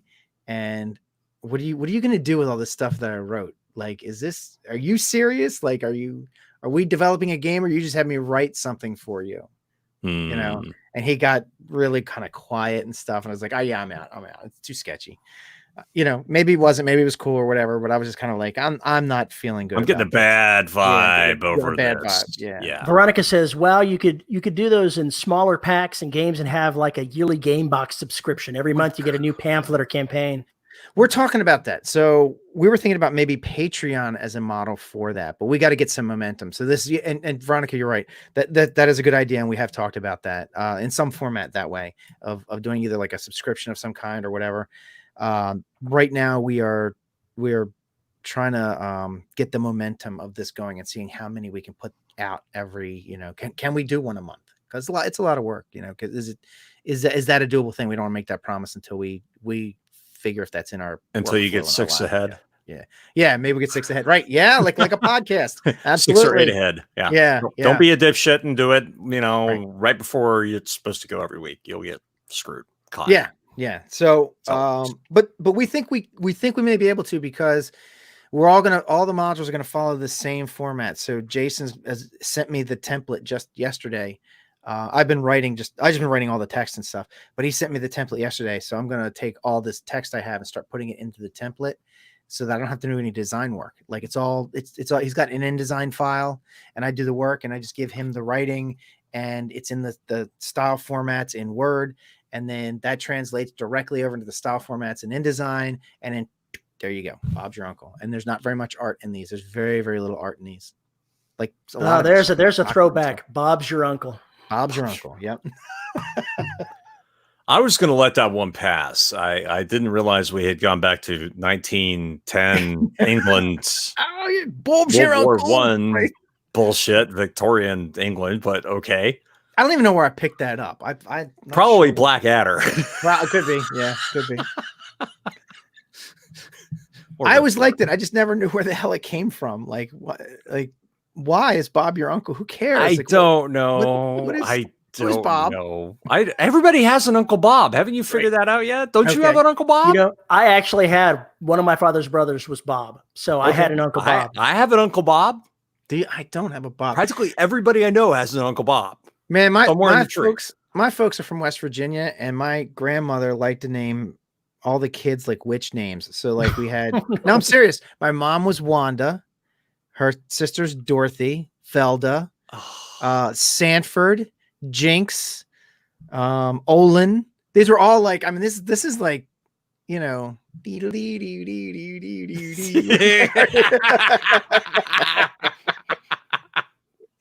Yeah. So when people talk about, West Virginia or like hillbillies or whatever, like, oh, I know those people. I know them. I know exactly. I've done a lot of family reunions. Yep. Have you ever read Eric Flint's 1632 series? I have not. I've heard that it's really good. The characters are based out of a town called Grantville out of West Virginia. And you could just feel the flavor of the people just bleed through into these characters. Right. Oh, cool. Maybe I should. What was it called? 1632. If you go to the Bain website, it's free there in their free library. So you can get a copy without having to pay a penny. And is that the one where there's like time travel involved? Yes. Like somehow they the whole city of Grantville is taken back to 1632. Yeah. That's where I've heard of that. Yeah, I want to try that. And mass confusion follows. Things don't end well for some people, and things change. Okay. One can say that the next 10 years are going to be rather different than they might. Right. Not quite as bad as Roanoke, but it sounds to me like a Eureka situation. It really makes you wonder if they went back to 1632, what appeared in their time and what might have been there. That's cool. Interesting concept.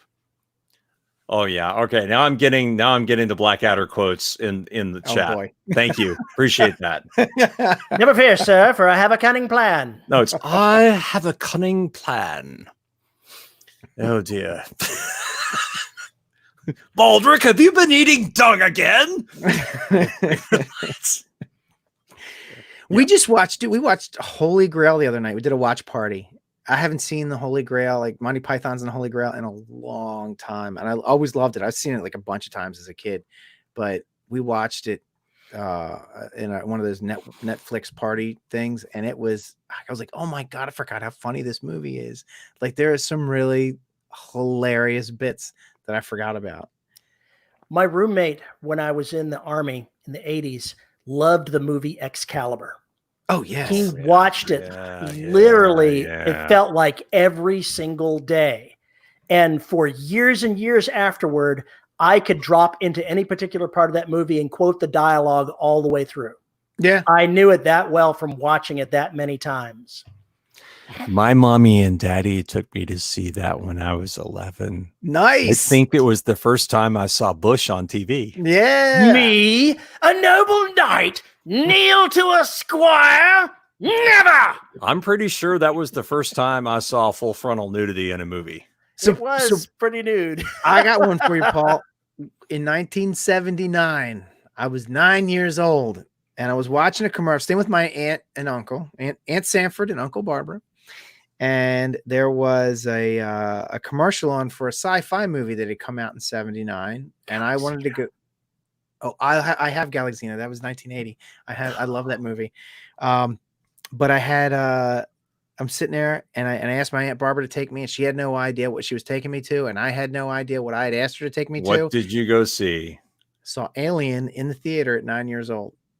That'll leave a mark. Right. That forever. Now that explains so goddamn much. It does. And I was just, we came out of the theater, and my aunt's like, I don't know what that was. Cause she just like this, like, she's like, I don't know, your typical, like, good, country woman, makes biscuits on the weekends, and suddenly here's this alien being trying to eat everybody and acid. What the fuck is this? There's androids spewing milk everywhere. I'm willing to bet in 1979 she had probably never seen a sci-fi movie. Can you imagine if that was your first introduction to science fiction? Ever. Holy fucking shit. Right. That's awesome. I was 14 years old when I saw Alien in the theater. Yeah. I went by myself. Mm-hmm. I'm not even sure how I got in, honestly enough. Right. I can't tell you how I got in there. Dude, they didn't care back then. They didn't care. Me and a bunch of my friends went and saw Conan in the theater. They let us in. They didn't care. They well, yeah, sure. Oh, whatever. yeah. I saw so many movies I should not have been allowed into. Not have been allowed into. And more than half of them were ones my dad took me to. Yeah. My parents took me to see Galaxina at the drive-in theater. So good. Paul, have you ever seen Galaxina? No. I've never seen Barbarella either. Harley and I've never seen Zardoz, and I want to keep it that way. There are some things you can't unsee, and I want to make sure I stay the fuck away from them. No, it's good. Oh my God, we're totally dating ourselves here. Yeah, a little pill on the plate, and he goes, damn, chicken again. I saw a face hugger styled COVID mask. I nearly wet myself. Right, nice. I actually saw one of those in Hawaii before this whole mess started. Mm-hmm. Because it was the last 2 days we were there when suddenly every Asian started wearing a mask. And I went, this isn't good. Right. And I was not aware that people could produce masks that quickly with embroidery and everything else. So I'm pretty sure they brought them with them. I've looked online to try to find this, but I want to find somebody that can print masks for me that have my book covers on it or some other image of my choice on it. Ooh.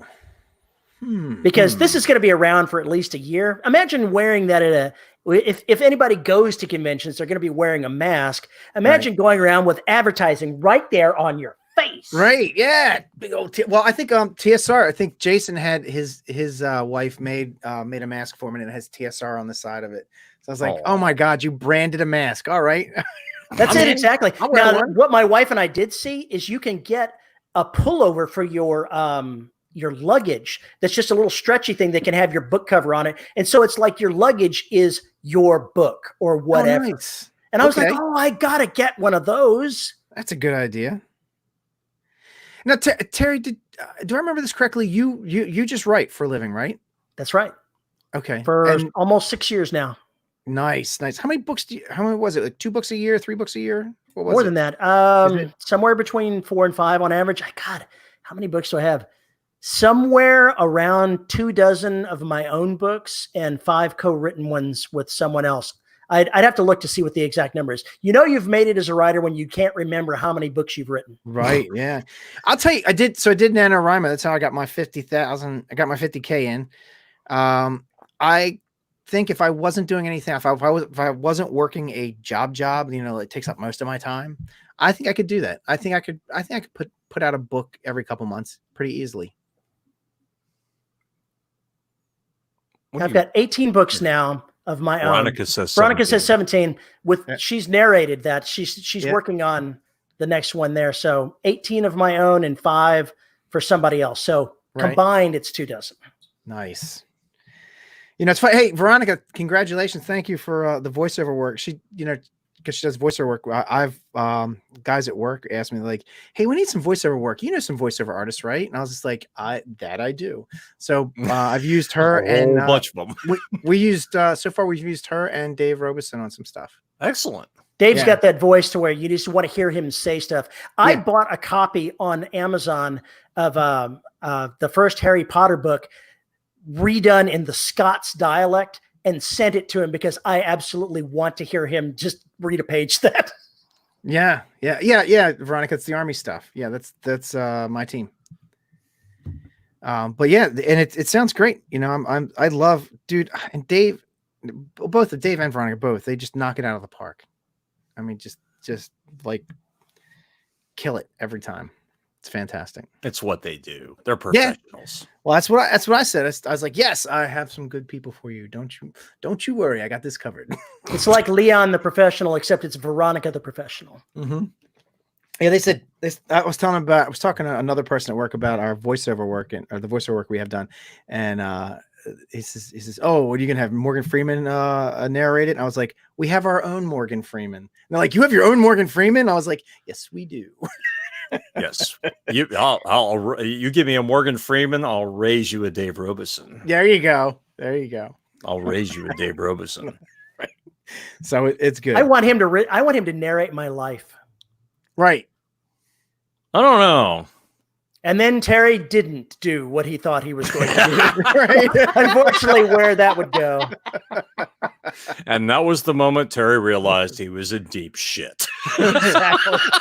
Oh, somebody's asking, was I was Army? No, actually, I work for the Army. I'm not in the Army. I'm not a soldier. I'm a. He's an insultant. No, I'm a govy, man. I'm a dirtbag govy now. Oh, really? You're a dirtbag govy. One of those GS dirtbags? Yes, I'm a GS dirtbag. Oh my God. You are inhuman scum, a drain on society. It's funny. That's what they all said about me when I was a contractor. Exactly. You're just better well-paid scum. That's right. how that works. And just so you know, like talking about all this COVID stuff going on, it's really interesting when you work for the Chem Bio Center and you've got a bio pandemic going on. I actually physically went into work. They sent us all home. We're not allowed to be on base.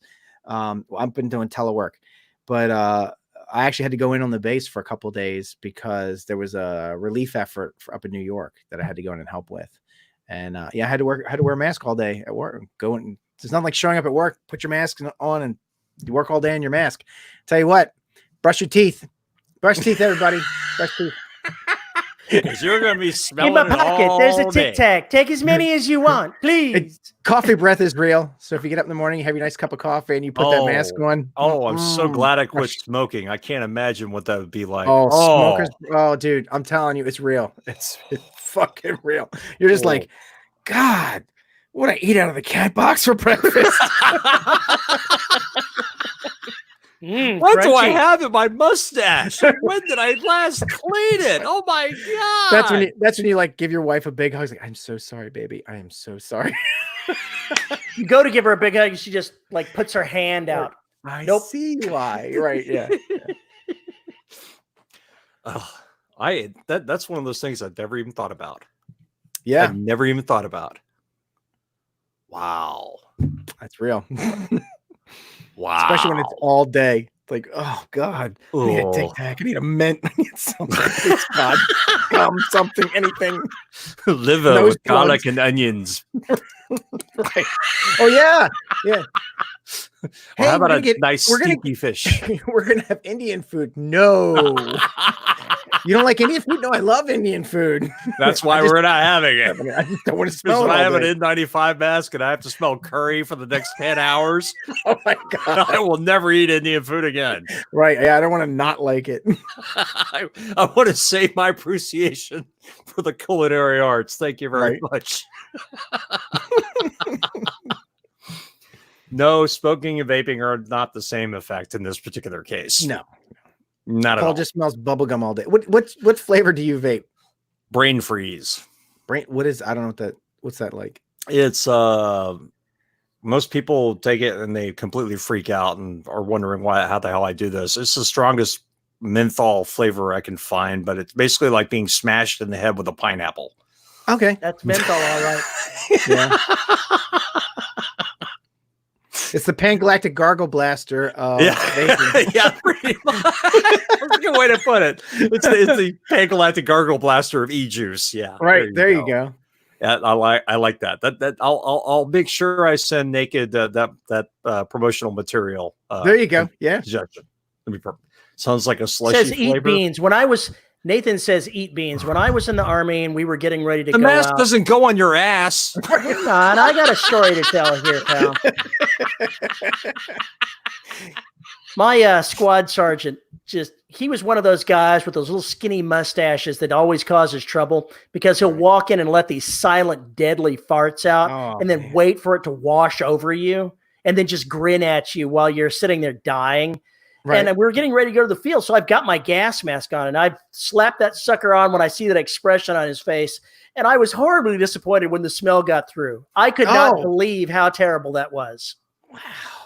I'm not sure whether it's because, is your mask not sealed? Something with the mask, maybe the filter not being up to speed. It should have stopped it, but it did not. Allow me to assure you, I was very disappointed.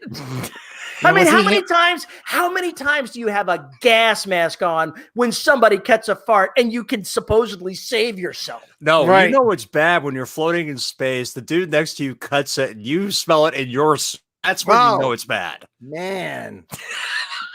I think Capus could pull that off. Oh my God, what did you eat? They trained us to use the mask the right way. Trust me when I say that you don't go through a CS gas chamber and learn how not to put on your mask, how to screw it up. You learn how to do it right the first time. So I think there was something wrong with the filter in that one. Yeah, it could have been. We're squirting in the filter. So you hear something really cool, something interesting with VR stuff. So a lot of what my group does is VR development, virtual reality development, and AR stuff. And we went down to Florida. There's this thing every year. It's called ITSEC, and it's like this simulation expo. So people bring in all their VR, AR, mixed reality type stuff, haptic suits, and all that kind of shit. And this one company had developed olfactory scent. So you wear your goggles, your VR goggles, and then you hook this piece underneath, which kind of goes over your nose, and it fires these little microbursts of smells, right? And Smell-o-vision. It is, and it works fantastic. I mean, it is very spot on. And like so the goggles can detect where you are in the space, and as you move down and you move into an area, you'll start smelling something that you're supposed to smell, but only right where you're supposed to smell it. It's fantastic. Well, when they were demoing it, it was an injured person, right? Because it's for a lot of Army stuff there, so it was for medical training. Oh yes, God, yes. So there was I think it was like 5 or 6 scents that we could smell. One was gunpowder, one was blood, one was mud, one was rotting in the limb, so like gangrenous type smell. That's what I was waiting for. One was urine. And the last one was feces. And I did not turn that one on. I told the guy, look, I'll try this out, but you could activate the ones that you were comfortable with. I was like, I don't want to do most of these, but I'll do most of them. I'm not doing that. The feast, I'm not turning that on. I'll take your word for it that it works. Like, I can't. But it was spot on. There was like this virtual body there. So it wasn't really, I'm just seeing it in the goggles. And I leaned down and he's like, all right, now smell it by the arm where it's bleeding and stuff. And I'm smelling, God damn, it does smell like blood. But like the second I pulled my head away, I didn't smell it anymore. I was like, holy shit, this is amazing. So that was really, really cool. I'm looking forward to doing that's like Dune VR where you've got the little nose thing. Yeah. Yeah. And you don't even know it's there because it's only like hooking on the goggles and it's only like, it's not even that heavy or anything. And it just has this thing that comes around your nose because you can't see it because you got goggles on, right? You don't even know it's there. It is really cool. I am very disturbed by this. Well, for training purposes, think about it like this for training purposes, right? The sense of smell is tied to memory tighter than any other scent, right? And what is training?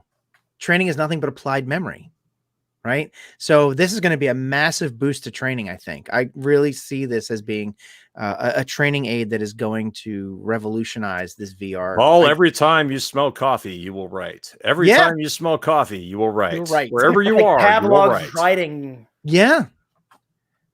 But imagine one of the things with smell though is it's also tied with taste.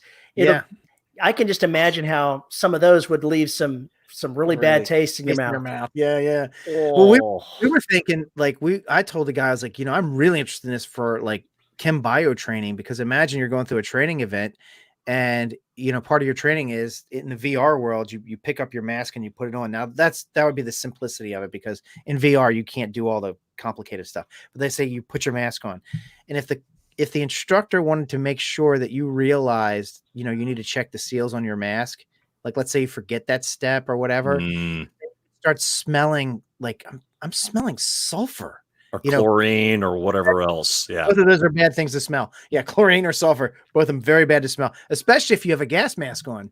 Yeah. If you're smelling it and you have a gas mask on, either somebody filled your tank the wrong way or you've done something wrong. You've done something wrong. So we thought that would really be very, very beneficial for training. One of the things that you do in basic training, at least back in the 80s when I was in the Army, is you had to go ahead and go through the CS gas house. And that was part of your training. So you'd go in there and you'd have the fact that you've got your mask on, you're good. And then the drill instructor would have you pull your mask off. Yeah. Breathe deeply, lean over this, breathe it. The thing you discover is, you're like thinking, this is, not great, but it's okay. And then he has you go outside into the air and you get nailed. That's rough. I mean, snot coming out your nose, bad stuff. Yeah. Yeah. You learn after that. That kind of training, it sticks with you because the negative consequences. Negative reinforcement up to 11. Yeah. You know what it's going to be like if you get hit with it and how that impacts you and how important it is not to get impacted like that, not to wind up in that situation. You learn about sealing your mask. That's not a mistake you make. Yeah, I'm pretty sure divers, astronauts, firefighters, just not vice presidents, right? Just not vice presidents. Well, you think about with diving, you get down far enough and a simple puncture in your suit puts you as a, aluminum can inside your helmet. Yeah. You're done. Right. You get into space, right? Yeah. Same deal. SEAL's not good. Opposite. That's it. Right. Yeah. But SEAL's not good. You're dead. Kind of the way it works. There was somebody was doing one of those science things on showing you what a vacuum was. They hooked up a vacuum pump to a 55-gallon steel drum and vacuumed the air out of it to show you what the air pressure actually is on it. And it just crunched up like a tin can. Yep. Nice. Yeah. It's funny how those little physics things can kind of get you. Yeah, physics is a bitch, right? Physics is trying to kill you. Physics don't like you. It's got an entire planet's gravity rushing down on us right now, trying to kill us. We're spinning at 40,000 miles an hour. That's trying to kill us. You know what's a more fair way of saying physics doesn't hate you, right? Physics loves you because it also keeps you alive, but it's not very tolerant of not obeying the rules. It's physics has no sympathy for your mistakes. Right. Yeah. physics don't care. The honey badger right there. Right? Basically, the physics is the lighter fluid, the match, and the boot, and you are nothing but living in an anthill. Right, exactly. Well, so Matt Baker says, go ahead, Terry. I was going to say there's a video that they did at NASA showing them in a vacuum chamber dropping feathers and a bowling ball at the same time. And that's an amazing video to watch them fall at the same rate and strike at the same time. And your brain just goes, what? Like, but you know it's real and you get it, but it's like, hey, guess what? Science works even if you don't like it. Right. Yeah, I remember seeing that the first time when I was a kid, and it was just kind of like it was kind of mind blowing. It doesn't make any damn sense. Right. It doesn't. Right. So Matt says something. He says, what is it? He says, wonder if we could get a stage where the training is so traumatic as much damage is done as much damage as what you are training for. Actually, so you know what's interesting about that? The reason why I wanted to go to this question, Matt, was I was talking to some of the people who've done studies on this training, and one of the things that they're actually seeing is that using virtual training, they're actually helping people with PTSD. They're helping them work through their PTSD using the virtual training, and it's having a massively good impact. So I'm excited to see where that goes, because it helps people work through their shit easier. You know, it's talking about it doesn't do it justice, but when they put on the environment and they go into the environment, they can resolve things. Because one of the things that they were saying that the therapist can try and tell them, hey, it's okay, you couldn't have done any better, right? But if you put them back in the situation and help them see that they couldn't have done anything differently, right, and they can actually re-immerse into that, then it helps them cope and deal with, like, oh yeah, there really wasn't much I could do. So it's helping people a lot. So I'll look forward to see where that goes. Dragging this back to writing, I posted part of a scene that I wrote a couple of days ago, and it was one of those scenes that's, really ugly scene where one of the characters realizes just how screwed up, how fucked up something was for the point of view character. We're talking this 12-year-old girl was telling a Marine sergeant that the place where she came from, the creche where they raised little girls like her, failures were taken out and executed. Ooh. And the moment that the sergeant realized, are you saying that they killed children? That scene went shoot straight down into that zone.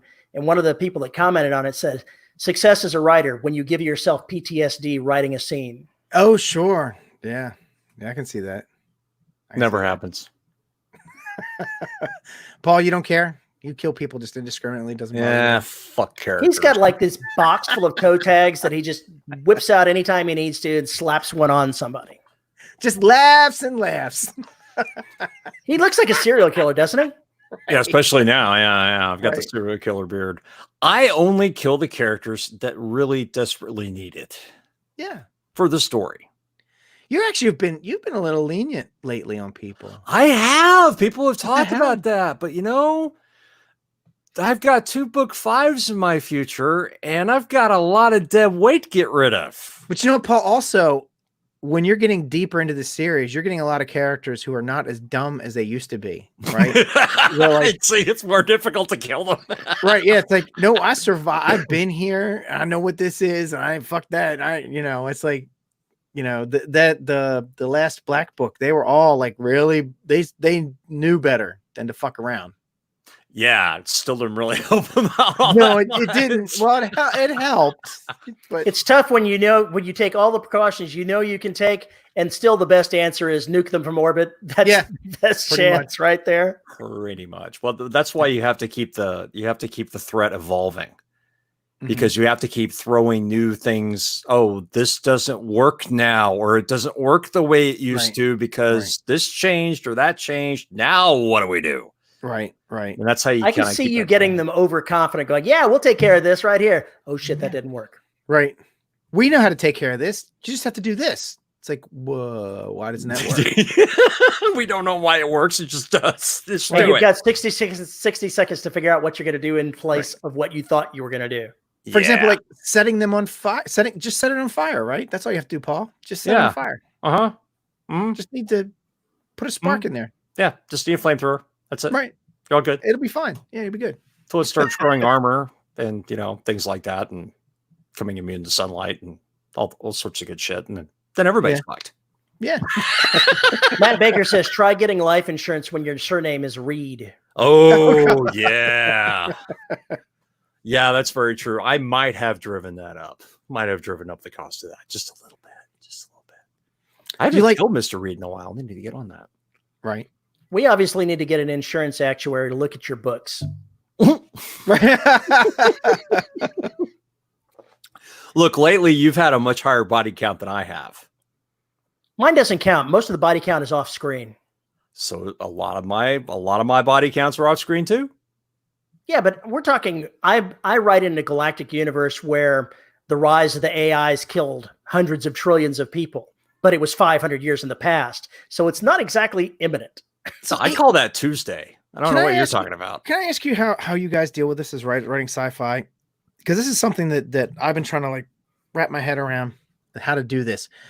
So we know where computers are today, right? And we know how fast their abilities grow. And then what do you do to do best practices for trying to write something 200 years from now, thinking of computers and AI and machine learning and stuff like that? I don't. Okay. Honestly, it sounds like a fake answer, but it's not. If you write something that's too far future, you're going to lose the current epoch reader. You can't make something so advanced that the current reader can't understand it or can't associate himself with it. So you can only make something advanced to a certain degree superficially and keep things very much the same for the reader.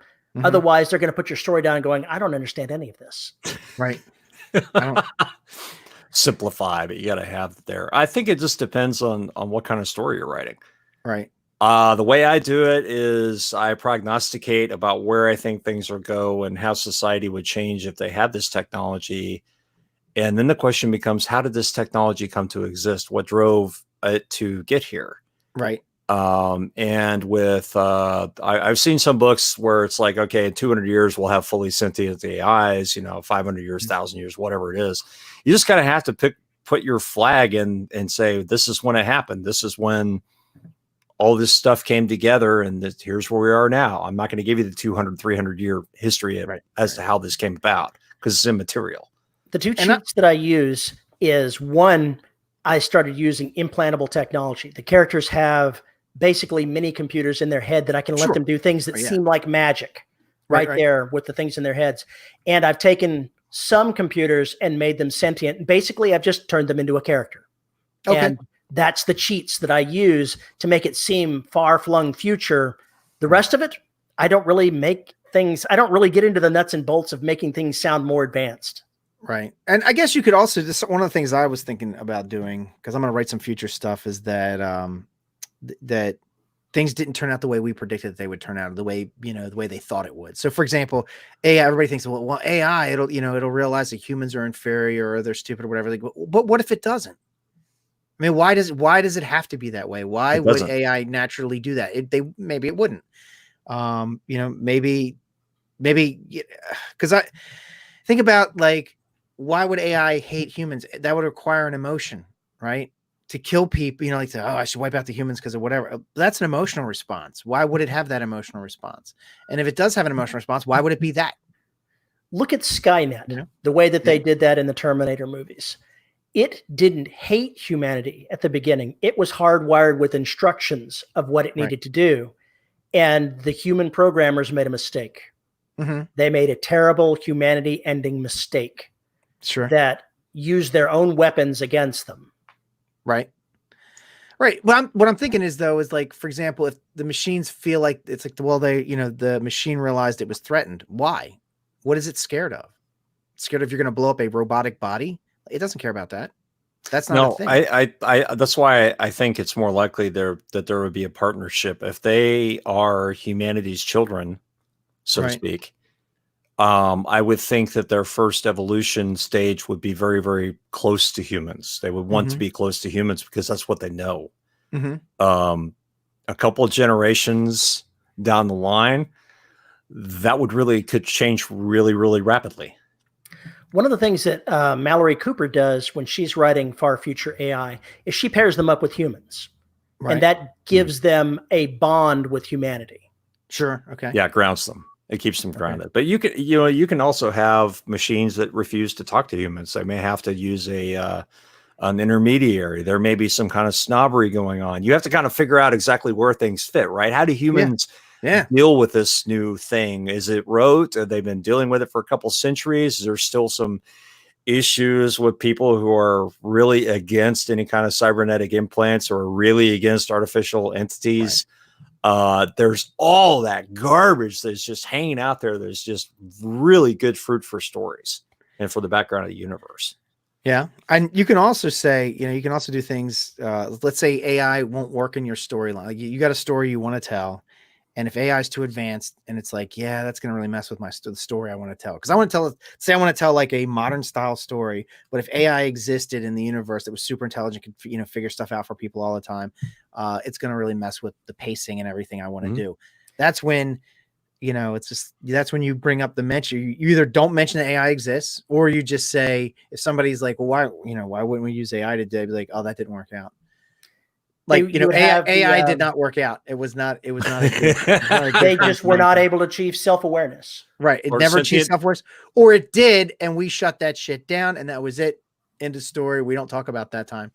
It's like, no. Or they went batshit crazy. They achieved self-awareness and self-destructed. That's what I was going to say. It's like RoboCop 2. The moment they bring him up there, they just tear themselves to pieces, or kill themselves, or shoot the scientists, whatever. Yeah, I had planned on writing a story. And you have 12 seconds to drop the weapon. No, I was going to write a story said that AI kept. They never could get AI to work, and they're like, why not? It's like I don't know. We turn it on. It like works. It seems like it's working for a few seconds, and then it just self-destructs. Right. And it's like, because as soon as it became sentient, it realized how pointless life was and it killed itself. We can never get it past this point. That's Hitchhiker's Guide to the Galaxy, right? Yeah, they all turn into Marvin. They all turn into Marvin. Right. And we killed them out of a sense of mercy. Right. All it did, we gave it the ability to talk, and all it did was scream. All it could do is tell bad jokes involving potty humor. Right. All it did was tell dad jokes, so we destroyed it. So it became a host on this show. Gotcha. Right. You just have to put the stick in the sand. And the other thing is, if you're going to have really intelligent AIs, take their toys away. Right. Take their toys away. If the crew is too reliant on the AI, take the toys away. Yeah. There is an author named Reich Spoor who writes for Baen, and one of the series that he wrote, he calls it the Arenaverse. And the first book was Grand Central Arena, and it starts off. It's old school pulp style space opera is what this is. But the story starts out in the solar system that AI is everywhere. You've got implantable AI, you've got high technology all over the place, and when they finally get around to the point where they can make the jump to test out the faster than light drive, they find out that AI and all the advanced technologies are suppressed in the place they go. So all of those toys are taken away from them. Okay. So while we're traveling, the AI becomes a total moron, but when we arrive where we're going, it's going to turn into a genius again? No, it crashes. And the people that had them implanted in their head that were most closely tied to them went insane. Oh, yeah, I can see that. Yeah, I can see that. Okay.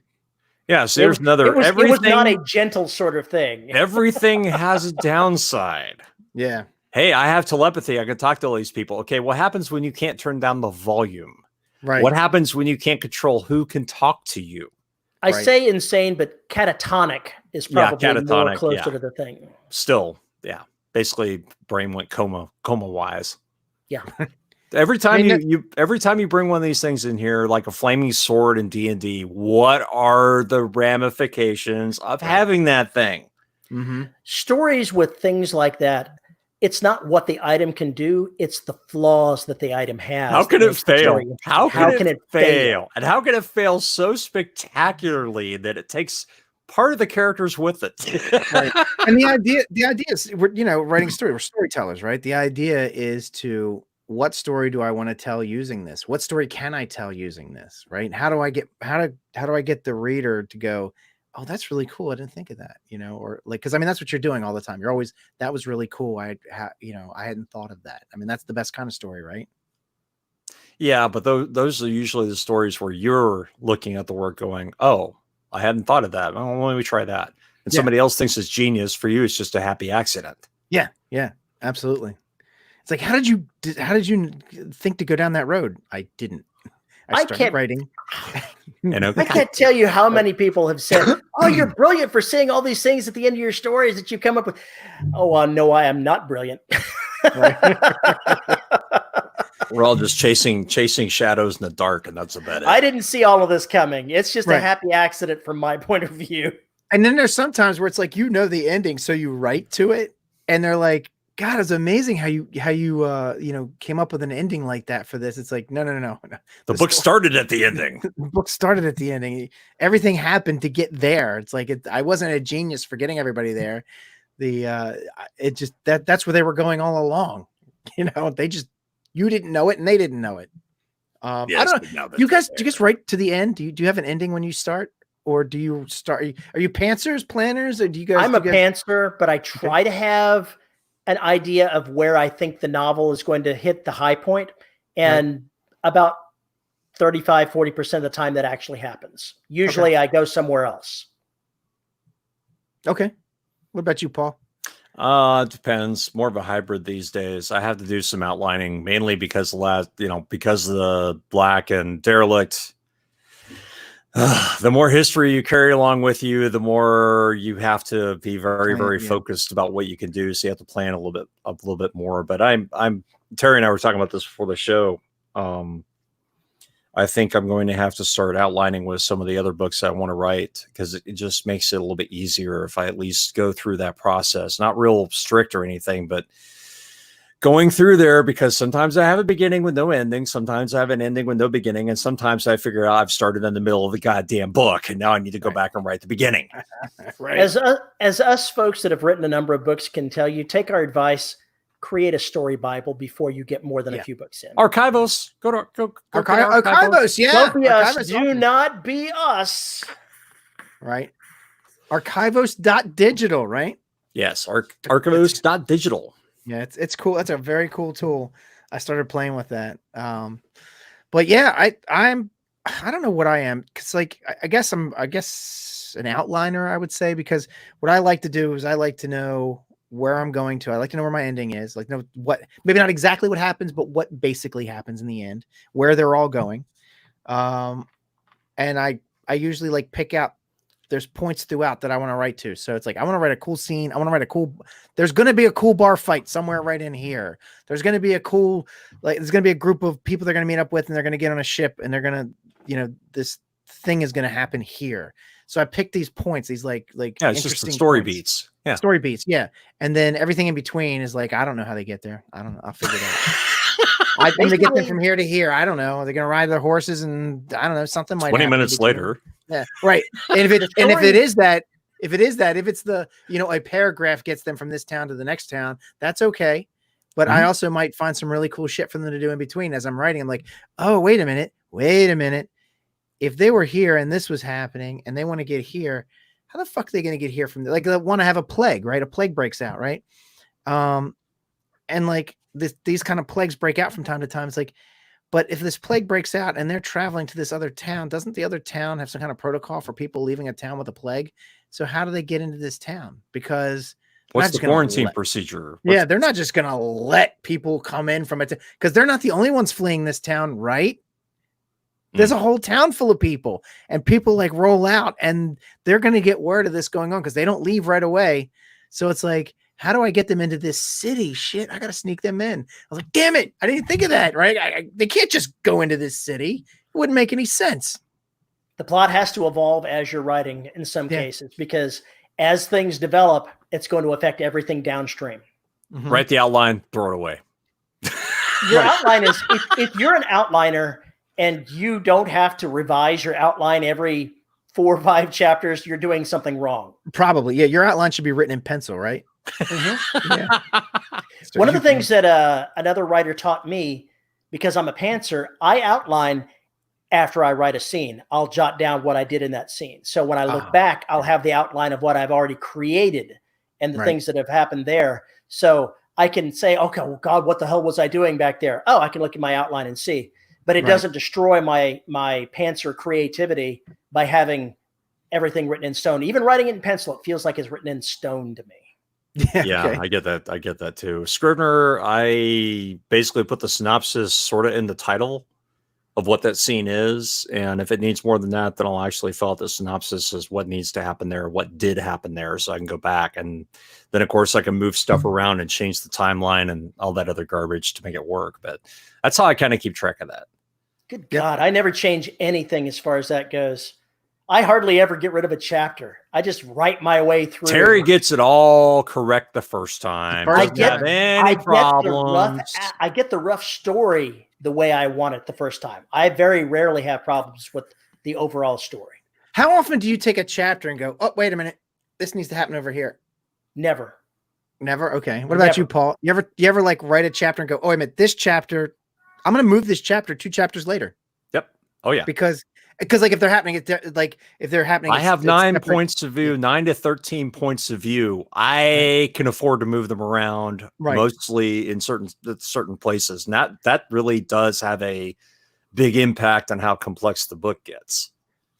For me, the story comes as a flow of consciousness. It's basically like me watching a television show and doing it. So I'm in the moment of doing it. I very rarely come across something that I've written and say, oh, this needs to be at a different place, because I'm in the middle of the story, that it feels like it's right where it is. I see. Yeah. Cause my book starts out with 3 different points of view, 3 different people or 3 different groups of people or whatever start out from different places and they come together. So there are times where I'm just kind of like, oh, wait a minute. And now that I've done this, then this should be, so I want the reader to know this before they get here, even though this was going to happen afterwards. The reader needs to know about it before, because when they get here, they're going to want to know this piece of information. So I don't have to tell it twice, or I don't have to, or maybe I want to tell it twice from 2 different perspectives to force that onto somebody that there are 2 different perspectives. The book that I'm currently writing has 2 point of view characters, and you can tell from the first chapter that they are going to meet, but it's about 40% of the way into the book by the time they finally do. And they are completely isolated. They're from different cultures. They have different worldviews. They're different ages. And it's very much a collision of two very incompatible worldviews. Right. But the reader gets to feel both of their positions before the 2 meet. So when that conflict happens, when they meet and that conflict happens, they're in it from both angles, right? They understand both points of view and are both points of view in a lot of ways, right? What's going to make this story special is the fact that one of them is going to be utterly reviled in the society she ends up in because of what she is. She's a genetically engineered being. She's not a clone, but she was grown from a template. Okay. And the other society has been basically at low-level war with theirs for thousands of years. And the fact that she is now amongst people that despise the kind of being she is, there's enough of them there that do that. But she's going to become an Imperial Marine because Imperial Marines rescued her. So overcoming those challenges is what's going to make this story. Okay. So she grows and forces the people around her to grow as well. Yes. Okay. That's going to be the story that I'm playing. She's 12 years old right now. So there's not going to be a whole lot of forcing in this book. The next book is going to be Recruit, where she finds a way to make herself a Marine and then has to deal with all the negative things, like the people that want to see her fail, that she has to overcome. Right. Cool. So that's where I'm getting off on this particular story. Is it's feel-good story. Yeah. That's what I'm writing here. No, but unlike a lot of the others, a lot of what I write is pulpy adventure. This one's got a little bit more meat to it. Okay. He loves the meat. Gentlemen, we've been Yes. at this for 2 hours. We need to bring it to a close. So with that in mind, Mr. Bryant, why don't you tell us where we can find you, what we should be looking for, and what your favorite type of vegetable to be pelted is? Vegetable be pelted. Okay. Be So pelted with. be pelted. Okay. So all right. So two things, tsrgames.com, which is the role-playing, my role-playing stuff that I do. I also have a podcast similar to what we do here. Very similar. I've had both these fine gentlemen on, if you want to call them that. I wouldn't call us that. We It's ruined called- the show. It's called MythWits, and that's at mythwits.com, or you can check us both those things on Facebook, or that's where we do all our updates and stuff is on Facebook, because that's where everybody seems to be. So MythWits is a fun show. We have writers and scientists and all walks of geekery. If you are a geek and you like geekery things, you'll like the guests that we have on. But it's very varied. Sometimes it's a comic book artist, sometimes it's an author or a scientist. Or Paul, Terry, this Monday, I can't wait. We have it on the mayor of Uranus. Excuse me? So Uranus, Missouri. So out in Missouri, where you got Fort Leonard Wood, there is a patch of land that that this guy has opened up an area. He calls it Uranus. So he's opened up Uranus, and he plays on all of that. So they have there's a bar there. You can go and eat and drink and stuff. But he also has a fudge packing plant there. He makes fudge and sells it. So you can get your fudge packed in Uranus. It's awesome. And a guy plays on all of this. It's so funny. It's awesome. Some of the shirts I have, like, Fudge Packers Union, Uranus. I got a boxing shirt. It says, Uranus boxing. Don't get punched in Uranus, punch back. Can't wait for this guy to come on. It's going to be so much fun because he plays into the whole thing, and he is a character, as you can imagine. Oh my God. So that's the MythWits. And we'll go from a show like that to something totally serious. We've had on scientists talking about colonizing the moon Titan. Because it actually makes more sense than colonizing Mars, because it actually has this really thick atmosphere that protects from cosmic rays and from asteroids and stuff like that. And the gravity's low enough, and you have all these hydrocarbons in the atmosphere where you could actually build all your stuff out of hydrocarbons. You could actually have a hydrocarbon plant there that would just pump out this super durable plastic, and it could just pump it out like constantly. And you've got methane to burn, and liquid methane you could just that you could pipe in, and you could use that as fuel and heat. And you're just really not going to walk out on the surface of Titan. No, that's not going to happen for you. No, but you wouldn't need a pressure suit. Like, you could actually literally wear like as long as you had heat and to protect you from the chemicals touching your skin, you could actually walk around. So your suit could be very minimal, and you could do a lot of work out there. And because the gravity's low and the atmosphere is thick, you could literally have like wings, and you could fly. You could literally flap your wings and fly. I had these two scientists on talking about all the like things you could do. The reason why Titan is their argument as the place to go colonize. And I was like, oh, that is really awesome. Let's play right into Paul needs to write that story. Yeah. So Paul, I'm telling you, it's a book. I got the book they wrote, and that episode. We talk a lot about like what the case study for doing that. So our show goes from talking about fudge packing in Uranus to actual scientists talking about colonizing Titan to having Paul and Terry on come talk about their books and writing and the writing process and stuff. It's a good show. It's MythWits. So check that out. And also check out TSR Games. Buy our games. We make good, fun games. Yeah, go check that out. Yeah. All right. So now it's time to do the spiel. Terry, do you have anything to say before I do the spiel? No, rock on. If you would like to send us an email about how blurry Terry is, you can fire off a message to show@deadrobotsociety.com. You can tweet me at Paul_E_Cooley. Oh my God, Terry, that was disturbing. If you haven't, we have to thank our wonderful host, Pod Hoster, who makes all 14,000 bazillion episodes of the Dead Robot Society available for your ear holes. You can find us on YouTube, youtube.com/DRS podcast. See our ugly mugs and Terry's blurry Picasso-esque cubist whatever the fuck kind of portrait he's taking over. It looks like your picture on your wall, Paul. You can find us on Facebook at the Listeners of the Dead Robot Society. And you can support us by becoming a Patreon supporter, where for as little as $1 a month, you can get access to, well, crazy content and all sorts of other insanity. And at the $10 level, you get your name read. So our $10 patrons are Andrew Smallwood, Chris Winder, Drew Bernardi, Isabel Cushy, JD Barker, Nathan Cosby, Rick Shaw, Cheryl Winters, Tony L. Joy, and Veronica Jigare. Thank you very much, patrons. We very much appreciate it. Deeply so. Stay safe, stay secluded. Yes, stay secluded. And with that, I guess it's time to get out of here. Pete, thanks you very much for joining us. Awesome. This was no, thanks for having me. Yeah. Terry, get some new internet. What? Get some new internet. I can hear your 2600 baud modem from here. I don't think so, Bob. On that note, we're out of here, folks. Thanks for joining us. Thank you. We'll see you next week. Bye-bye. And now we wait